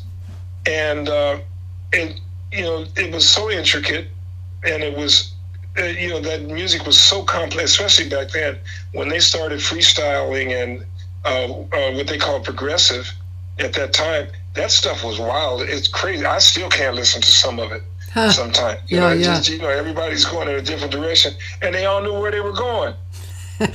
They seem to know anyway. They'd have rehearsals at the house, and you got like, Charlie Hayden coming off from the Valley, and you got Don Cherry on trumpet, and Ornette Coleman and Billy, and these cats are hitting, and they're playing all this really weird, crazy. Everybody's doing their own thing, and then they get to the point where they stop and they say, no, let's go back and do it again. And they go back and do the same thing. And I'm like, wow, that's incredible that they remembered. All this stuff was like embedded in them. And so when I got involved in gospel, well, from there, I went to doo-wop. I had some groups. Yeah. In the late 50s, I started a group, and the Twilighters, and we changed our names to the Tangents and the Twilighters. And Johnny Otis picked us up and took us on the road. It was the first time I went on the road, and it was so much fun. I had a ball. It was great. I was 17, 18 years old. Yeah. And I was kicking it, man. I was like, I knew I had reached the top. But doo-wop was what was available in Pacoima. Jazz was what I grew up listening to. So by the time I got involved with Andre in '64, and listening to gospel and everything, and I really tried to get into it, but it just didn't have, I don't know, I didn't have the intricacy. Yeah. And it didn't have the challenge. Yeah. And you just felt like you were, to me, I felt like I was at another birthday party saying happy birthday to you every time. Just something, something, happy birthday to you, happy birthday, do it again, and happy birthday, and it was, it wasn't boring, but it just wasn't challenging. Yeah. But I did it just because, I had become the super Christian. I was involved in Christianity, and I was, told that this was the blessing, that this is what God gave me to give to other people. And so I had all that in my head, and I went for it according to the rules that were out there, according to the standards, according to what was expected, of a gospel singer. But the whole time, in the back of my head, I'm hearing Miles Davis. I'm hearing all my Jamal and Ramsey, and this is the music that's in my head. Yeah. But then I always have, and to me, not to really demeanor gospel music or anything, but to me it was kind of a step down. Yeah. Musically. Yeah. I wasn't challenged at all. So, but I did my best. I tried to influence the music that we made as a band, as Andre Crouch and the Disciples. I tried to influence it somewhat. I didn't get a lot of great positive response out of my influence at all. Uh-huh. So I just played along. After a while, it became a good living. Yeah. I was doing well. I bought houses and cars. Yeah. And so that was your job, and I figured, hey, if I was working, because I had a job at Lockheed for a while. If I was still working at Lockheed, I wouldn't like it, but I'd keep coming to work every day, so this is my job. Yeah. And, and that's how I went. But when my family packed up and left, and that was in 72, when that happened, I started, my whole attitude toward the whole thing, it was like, this is a problem. It's a problem with my family. It's a problem with me because of my family, but it's also a problem with me because I'm not doing what I want to do. Yeah. With my life, with my voice, with my, musicianship, the whole thing, I was kind of like an ugly duckling. Mm-hmm. Yeah. I wasn't a chicken, but I didn't know what else to do. Yeah. So there. Well, there you go. And so did you just kind of make a clean break? Was that when you became a vocal contractor in the studios, or had you been that before? Yeah, when I got after a lot of that stuff happened, I started from Mama Joe's studio in North Hollywood, Freddie Pirro's place. Okay. We started attracting, the studio, had a great sound. That's where A Love Song, Chuck Girard, and those guys came out of. Ambrosia. They came out of that studio also. Uh-huh. At first album out had 4 #1 hits. Oh. I was asked to produce that album, and I was busy doing my own stuff when I turned it down. I could have kicked myself in the back of the head for that, but they did well. They did beautifully. Yeah. Well, at that time, all of a sudden we started attracting, because of the vocal sound that came out of that studio, people like Al Kasha and Joe Hirshhorn, and the Bergmans heard about us. They came out from New York. I did a bunch of demos for them. I did all that. This was during the disaster movie era, so they had a song for the Towering Inferno and for Earthquake and for all those, all those crazy movies. So I got to do all that stuff. Yeah. I never got to do the released version of any of those tunes. I was never in the movie credits for anything, but I did. But they would always bring me this tune to do, to give an example for the tune, and I'm just, I'm assuming that it was because that I could put myself in a different position. Yeah. On a microphone, I could give a different breath to the songs or to the story, or a different tone quality to certain things. So I just, I just did that. And then Shirley Matthews and Vanetta Fields were doing some dates, came out and did some dates there at Mama Joe's. And Jim Gilstrap was the male singer with those 2 girls, couldn't make the date. And so I was there. And I did the date with them at Mama Joe's, and from then on, I was in that loop. I was in that group. There was a cluster of about maybe 10 people that just did background vocals for everybody, for anybody. And so the way that they worked it was like, if you were in a loop, everybody had to be a contractor. Oh. And if I contracted the gig, I would get Shirley and Vanetta to come in, you know, or Shirley and Clyde King, or Shirley and, or whoever, you know, or whoever was in that loop. Yeah. Marty McCall, what's the sister, Stephanie Spruill. She was just a kid then, you know, and since she was in the loop too, you know, and so, you know, if Vanetta contracted the gig, you know, I would be the guy. Yeah. You know, and so we kept it, and we did great as far as earning money, you know, because we all had, I mean, I had 1 week, I remember I had done 13 dates 1 week. Wow. You know, 13 recording dates, you know, where you get double dates. Yeah. This week, I've done 3 dates in 1 day. Huh. You know, we did all of Phil Spector's work. Oh. You know, we did, I mean, it was just a ton of music. You know, we did everybody's albums from Randy Crawford. Leo Sayer would fly in from England, and, you know, we would do all of his stuff. We did a bunch of Motown. So, you know, we were doing it, and it was like really cool because I was home, you know, and I would just go to the studio. I wouldn't go any further into LA than Hollywood, you know, because most of the studios were either in Hollywood or North Hollywood or the Valley somewhere. Yeah. You know, but, you know, that was a great, you know, incredibly great time. And that time lasted from maybe like, 74 all the way through,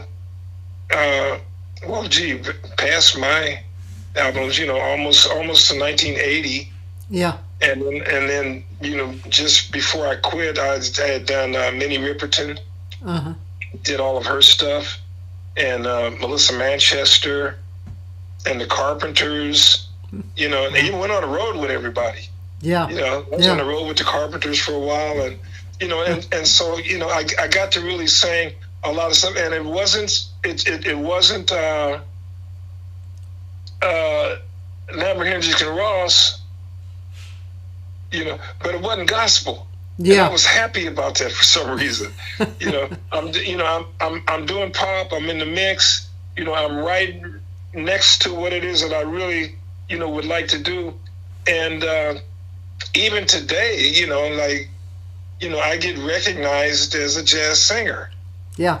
And I mean, and to me, it's like, I don't know of too many jazz singers outside of people like McFerrin or Al Jarreau. You know, these are guys that sing jazz. You know, everybody else sings music and the band plays jazz. And you just go sing, you know, you go sing For All We Know, and the band is playing jazz, and you're just singing For All We Know. You know, you just sing it could be the same thing with Liberace playing piano or anybody else, you know. So last year, they had a virtual deal with the Black Music Awards here in LA. Yeah. And I think it was Liz Lomax that hosted that, and it was a little cheesy. I've seen it on YouTube, but I had been to it a couple of years before, and it was in San Pedro, and it was at a big theater there on 6th Street. I forget the name of the theater, but it was a big theater, and it was reggae, and they had red carpet, and it was really nice, you know. And it was the first or second time, and so they were working at it. Well, then the pandemic hits, and then last year's version was like, you know, virtual. It was kind of weird, but I won Best Male Jazz Vocalist for last year. Wow. And Gerald Ballard called me. And told me, Billy, guess what? You know, because it was virtual, nobody really, you know, I didn't even know that the thing was on, you know. Right. He said, Billy, you won, you know, you Best Male Jazz Vocalist. I said, what? Because the year before, I was up for Best Male R&B Vocalist. You know, and now it's Best Male. And so there again, it clicks in my head. How, what's it? I think it was just because of my affiliation. Why am I a jazz vocalist all of a sudden? But it's cool. I do some tunes that the band is playing jazz, or all the musicians consider themselves jazz musicians, so I'm just a part of the band, as a jazz singer, I guess. Yeah, there you go. And I don't know how that works. Circle around to Billy Higgins saying you want to be part of the boys or part of the band, right? You said Billy Higgins said, yeah, you want to be part of the band or part of the. You want to be one of the cats. One of the cats. You want to be one of the cats. Yeah. That's the deal. If you're one of the cats, you're in. Well, when I was called to do some gigs, like a couple of gigs in the Merck Park, it was like, I'm one of the cats. They're calling me to come play bass. That means I'm in. I'm one of the cats. So I know this hasn't really been a full 2 hours, but it is coming to 2:00. But wow. I know we could talk forever. You've had so many things. I mean, obviously that was a really good time in your life, I would say. And I mean, were there other musical moments that really stood out for you that that you're just really happy that they happened?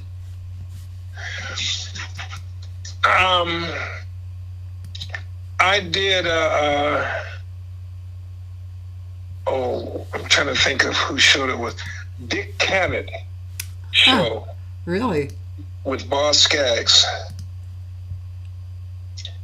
And I don't know why. I mean, Dick Cavett was not Johnny Carson.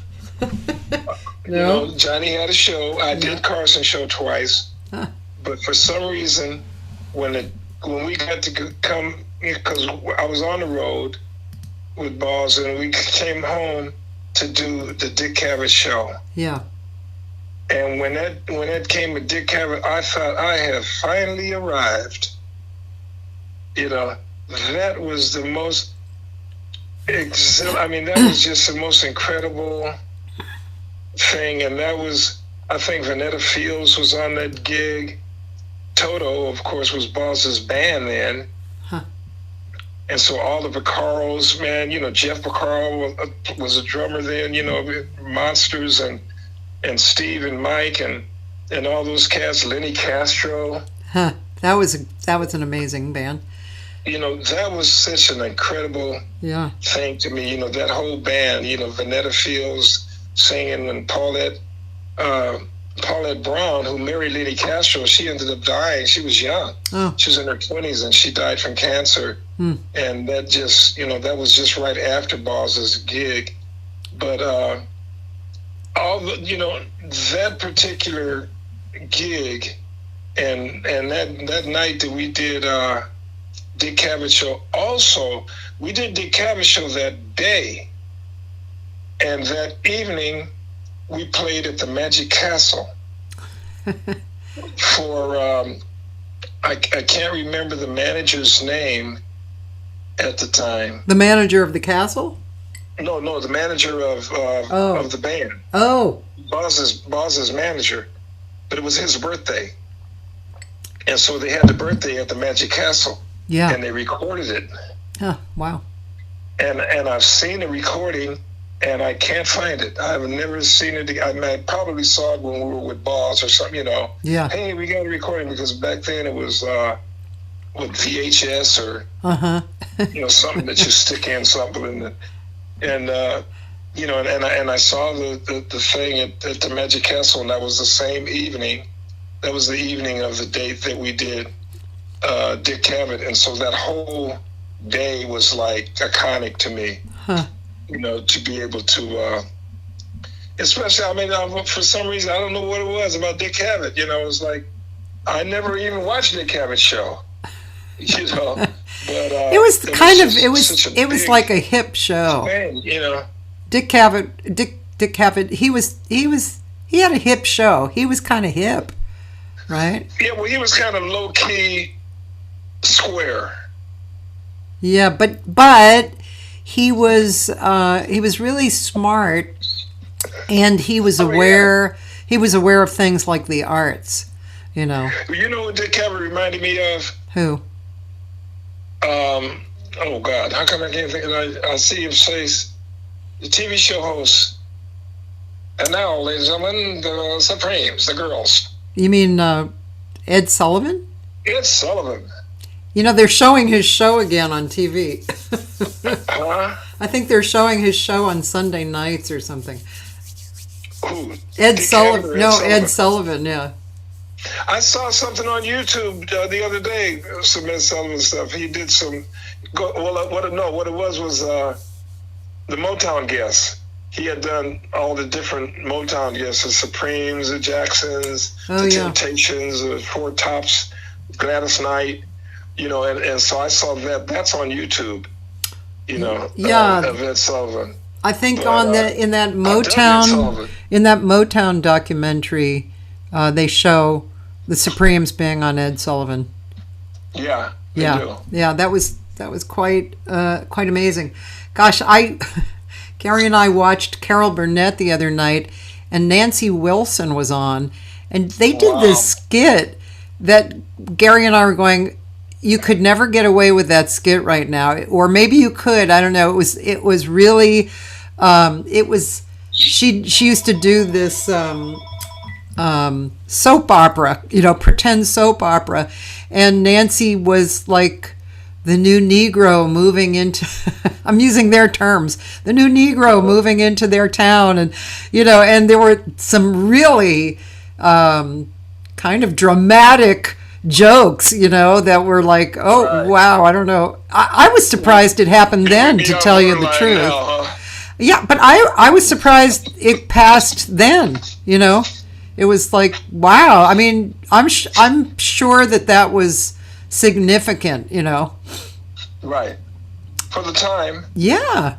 I'm sure it was. I'm sure it was. Yeah, and was probably some political background in there somewhere. Yeah. Something that was, politically correct, or they had to deal with the times back then, because everybody was under the blankets then.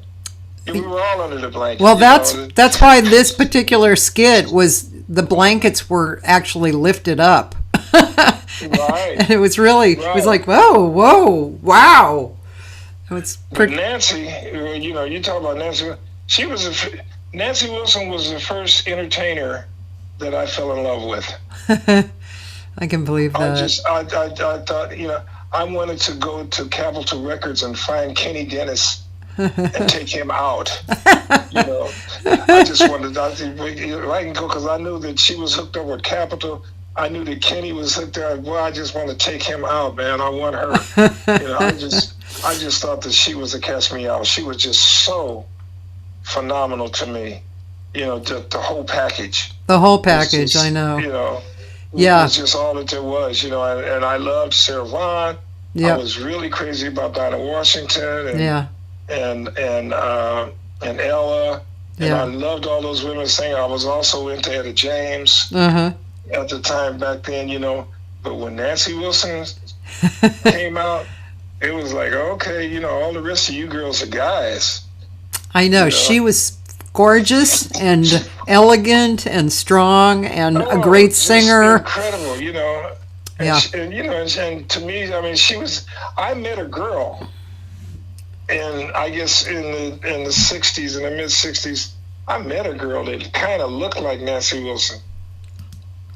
And I just went straight over. Hey, you gotta be my girlfriend. One of them kinds of, and I never told her, why. But, we dated for a minute, but I just thought that Nancy was just the most incredible person, and I had never seen her in person until about 3 years ago. I was around the Pips, and see, Pips is just walking distance around the corner from me. Yeah. And so I'd go over there, to see Oh, what's her name? Barbara Morrison? No. Debbie? You know, I never saw Barbara there at Pips. Oh, yeah. She was there every week. I never saw her, but I would go see Debbie Joyce. Yeah. And the only reason I go see Debbie Joyce was because I did a gig at the Gardenia, and this girl walks up to me and she says, "Hi, my name is Debbie Joyce. I'm Nancy Wilson's niece." That's how she introduced herself to me. Oh. And I thought it was a little pretentious, you know. You're laughing inside, and okay, I know you. And then someone else told me, "Oh yeah, that's Debbie. You know, she's a decent singer. She sings, you know, and she has a regular gig. You know, she's a resident over at Pips." I'm like, "Pips? I live right by Pips." You know, he said, "She said I never heard of her before." So I went over to Pips, got me a salad. Me and John Stewart. Yeah. I mean, me and Adam Cohen, rather. Adam and I went around there. Yeah. You know, and because he had played for Debbie before, and John had played for Debbie before, and matter of fact, John was on the gig. Oh, okay. John Stewart was on the gig. Yeah. And so Adam said, "Hey man, you know, let's go around there and actually he was saying, well, let's go around there and catch John. John is playing. You know, we're gonna hang out." And so I went around there, and the girl introduced herself, and I'm telling Adam, "No, we're sitting at the table eating." Then I said, "That's the girl that came to the Gardenia." And because Adam played at the Gardenia with me that night, I said, "That's the girl that came to the Gardenia that was said that she was Nancy Wilson's niece." and so I would go maybe once every couple months or something. I'd pop around there and check her out, you know, and just hang out. And we got to be halfway decent friends. And one night I went around there, and Nancy was there. I mean, you know, I didn't know how to, you know, I didn't know what to say. You know, I had no words. You know, it was Nancy. It was like, you know, the number one angel is here. You know, of course she was. She had stopped singing by then. She wasn't singing anymore, but she still had that eye. She had that look in her eyes, you know. And it's like, man, I'm there thinking, I hope she just goes up and sings a piece of song or something. But she wasn't doing any. You know, she had kind of really bowed out. Yeah. Of the whole thing, the whole scene, you know. And she was just there, and we would tease Debbie. You know, because Nancy gave Debbie all of those gowns. Right. Well, gee whiz. You know, Nancy stayed the same size for 50 years, and she must have had 1,000 gowns. Oh, yeah, and they must have been you know, absolutely. Every week, you know, if you go to hear Debbie. They must have been gorgeous, too. You know, had little pips. Yeah. You see gowns that probably cost as much as Pips. The restaurant itself. Yeah. Oh, she had incredible gowns, you know. Hey, Billy. Yeah. You know, I'm going to get off now because it's over 2 hours. Wow, that's too bad. I know we could talk a lot longer, and really you probably should be on again because hopefully we would get the visual working better. And there's so much more to your life. Well, I think a lot of that is my fault. But what I'll do next time, I'll relocate myself in a different place in the house. You know, maybe even closer to the modem. And you know that we'll see how that helps. But I don't understand why it does. You know, it's not like I just got a brand new modem. Well, about 2 weeks ago. Yeah, it might be the browser, like maybe, you know, switch. In fact, this year I had to switch over to Chrome as my default instead of Safari because Safari was giving me weird problems. And so maybe switch your default browser over to Chrome. Now, I don't know what Safari, I don't remember anything about Safari. Well, there's Safari. Internet, just the regular internet, that's Safari? Well, you have browsers that browse on the internet, and it's kind of like whatever your default browser is, it's like your home browser. So that could be Safari, it could be Google Chrome, it could be Firefox. I actually use Firefox right now, but and I use a little bit of Google Chrome. But anyway, so Safari this year, I've heard more comments and I've read more, like when I had problems and I looked on the internet, I saw more problems with Safari than any of the other ones. So I just started using Firefox more and sometimes Chrome. But anyway, next time maybe we can try that and it might be better. We'll hit it up. And also next time I'll tell you about my encounter with Sarah Vaughan. I recorded an album with her. Yes. And so that was now fun. You recorded an album as equal artists, or what was it? No, I recorded an album with her. What happened was Jules Shakin called me to contract. He says, "Hey, I got a gig for you. I need a contract, but I need 3 guys." And I didn't know who it was. You didn't tell me who it was for. You just, it was just a date, Yeah. So I show up at the date, and I get Jim Gilstrap and Perry Morgan, who sang with Andre Crouch and me for all those years, because these 2 guys had air. And, and I've always been known in the studio as a singer with air. I got a lot of air in my voice. Yeah. Which makes you blend better, Yeah. And so it took me forever to get that, though. But I show up at the studio, and the guys are sitting up, and there's things happening. They're sitting up the studio for vocals. There was not the musicians weren't there, and they're just sitting up, and we're sitting there, and this guy comes in and he brings a case of Heineken, and they had and he was talking to the one of the producers. I guess it was Jules, saying, the food will be here in about an hour or so. Okay, well, I'm cool. And I'm like, wow, man, this is a case of beer? This must, I wonder what's going on, And this was at Hart. It's at Bill Schnee's place. And so, we're in there, and then we're just hanging out, and we're, not just chit-chatting, telling war stories, lying to each other, and doing whatever we do. And in walks Sarah Vaughan by herself.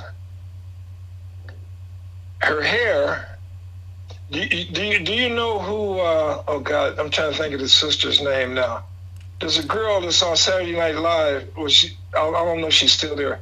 Big sister, big, tall, dark-skinned sister with hair just all over the place. No, I don't know. She's an incredible comedian. She's got a lot of commercials out right now and stuff like that. I just can't think of her name, but she's this wild hair that is like straightened but short, but just wild, and she just looks crazy. She looks like she can just pound you into the concrete. No, Sarah Vaughan walks in the studio, looking like the rat's been sucking on her hair.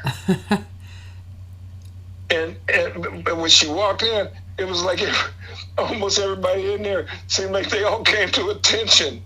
And I'm like, this is Sarah Vaughan.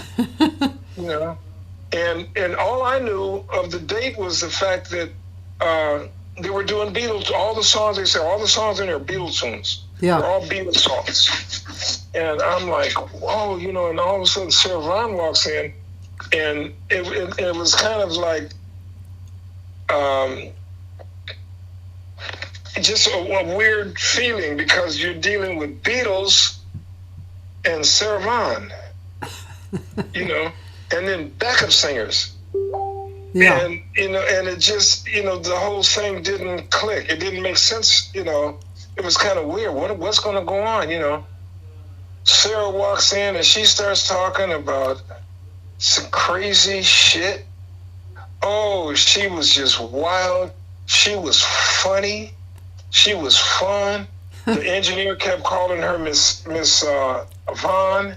Miss Vaughan this, Miss Vaughan that. She said, let me tell you something. She called him an MF. She said, you call me that name one more time and I'm quitting. I'm going home. I'm just going to get my little shit and I'm just going to give up. And she says, I'm taking the beer with me. You know? And she said, my name is Sarah and that's what I want to be. You know, that's what you call me, Sarah. And so I mentioned, we were talking, you know, because there was a lot of conversation. They're still setting up stuff. We haven't even gone into the studio yet. And they're talking about different gigs, different musicians and stuff like that, you know. And she was talking about some cats that played with her. And I said, you know, my uncle played with you for a while in France. And she said, who? I said, Higgins. She said, Billy Higgins? Yeah. She called him AMF. That mother, you know, where the hell, you know, and so we tried calling. He wasn't home, you know. And I was staying with, I was in the Valley then, but he was living on 110th off of Western in LA. And I tried calling him. We couldn't get him on the phone, you know. But she was, I mean, totally the life of the party. I think she drank. She smoked cigarettes, and I think she drank half of that case of beer. I believe it. She could go. Because I saw her in later years, you know, because she used to hang at Alphonse's, like till 5 a.m. And so I was hanging at that time. So, yeah, she was really nice. She was very, really relaxed. And she was as down to earth as you could. And I was so, and now I'll tell you a funny story, and this is a quick one. You know, right after I did that gig with Sarah Vaughan, we did that album, and I was on a high for the whole thing. Yeah. I didn't like the album at all because I thought that Jules Chaikin and Marty Page and those guys were doing too contemporary of a deal for her.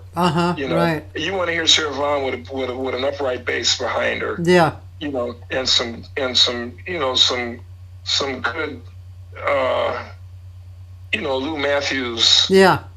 Or some, you know, they had, you know, electric pianos, electric bass. I think Mike Picaro was playing bass on it, and there's a lot of them, and so that music didn't work for me. Sarah was a killer. Yeah. You know, she could sing spit and it would sound, you know, like honey. But you know, she did her job. You know, we did the thing. I got to sing a duet with her on a tune, you know, and I got to do all the arrangements for the voices and everything. Well, you know, that was like a real high for me. Okay, about maybe a month later, I get a call from Benjamin Wright. And Benjamin Wright was the guy that did all those arrangements with Quincy Jones on Michael Jackson stuff, Off the Wall, and, you know, all that kind of stuff. Yeah. And Benjamin called me, and Benj and I were pretty good friends. And he says, "Hey man, I got a gig for you." He says, "You want to go out of town for a couple of weeks, for a few weeks?" I said, "Yeah, cool." You know, I said, "With who?" He said, "With Diana Ross." I'm like, "Oh wow," you know. He said, "She needs." I said, "I'm figuring as a backup vocal thing." He said, "No, she needs a bass player." So I'm like, "Oh great, cool, man. You know, I got it." So he said, "You go to this girl's house over in Sun Valley, and pick up her book and the tapes, the cassette tapes." Yeah. So I go to Sun Valley. I get the book. I get the cassette tapes. You know, I take them home, and I'm into them for about 3 or 4 days. Benjamin calls me back again and says, "Diana also needs a percussionist." Oh. You know, do you have anybody that, you know, that you're working with that, you know, that can play with? We'll go on the road. And so I'm thinking Lenny Castro or Everett Bryson. So Lenny wasn't available, so I called Everett. Everett said, "Yeah, I can do it." So I said, "Well, meet me at this place over in Sun Valley. This is one of Diana's, I guess, one of her confidants or something, you know, somebody that worked for her." I said, and I'll take you over there, introduce you to this lady. We'll pick up the charts and the tapes and everything.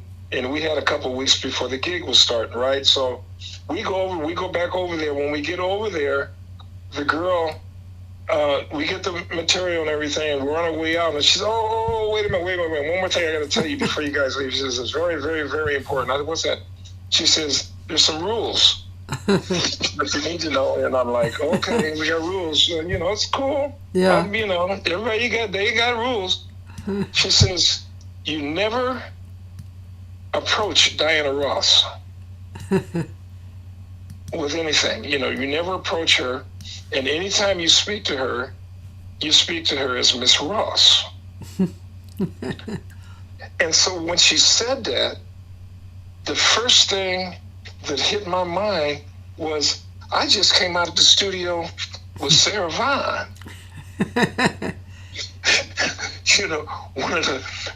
One of the biggest names in female vocals, of all times that I know of, in my lifetime. Yeah. And Sarah Vaughan was like, "You call me Sarah, or I'm going to walk out of this place, and I'm going to take the beer with me." And that's all that hit my mind.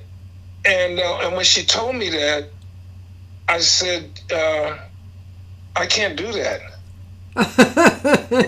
I know. And it's not about me. It's just about, I'm not that kind of person. Yeah. I'm not a yes man, and I don't care who you are. And everybody has always had certain feelings about Diana Ross being a made star, because of Barry and the whole thing. And that goes away, but by any means necessary, you get to where you get to by the way you get there, Yeah. So when she said that, I told Tots Everett, I said, "Hey man, give her back these charts and the tapes and everything. I've got a copy of this stuff at my house you can have. You want to do the gig, you can have this stuff." When we walked out of the house, by the time we got in the car, Todd said, "I don't think I can do that, man." Really?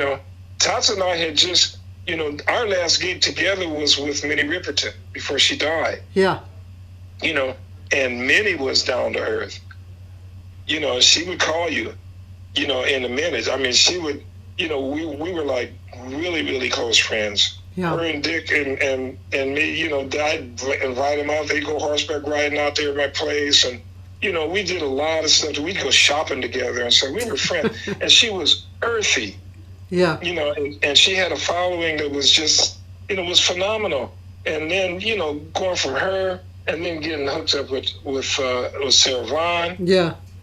And then all of a sudden, it's going to be a Miss Ross, and, you got to walk around like, I said, no. I said, I think I'm a little too far into the game, to have to reach up.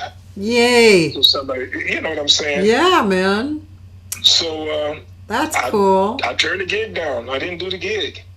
Cool. Benjamin called me and said, "You lost your mind." I said, "No, I haven't lost my mind, Benjamin. I'm not a yes man. I'm not that kind of person. I can't honestly be around somebody for any length of time that I have those types of feelings about." Yeah. It would be better for me not to be in your presence. Yeah. And speak kindly of you if I can. Yeah. But anyway. Well, so thank you for those stories. But the same thing happened with the Carpenters. Oh, geez. So, well, thanks for those stories. It's... And so is your book finished? Just tell me yes or no. If what? Is your book finished? Oh, the book has been finished. Oh, okay. So can we, oh, okay. You haven't published it yet. So we'll wait. We'll definitely get a copy because that sounds great. Oh, yeah. We can talk about the book. Yeah. Anytime. Okay. All right. Well, I love you, Bili Redd.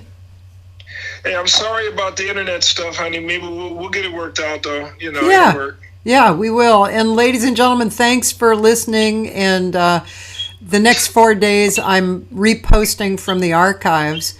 And Thursday is Judy Silvano and Joe Lovano, who are a married couple. And, Joe Lovano is one of the best sax players on the planet. And Judy's a great singer.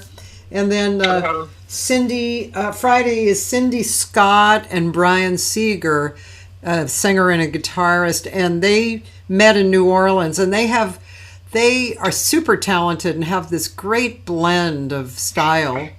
And Saturday is Kathleen Grace, who's actually going through a very bad medical problem right now, and there's a fundraiser out for her right now. So Saturday, so that will, maybe help a little bit in bringing attention to her. And Sunday, Lauren Kinnan from the New York Voices.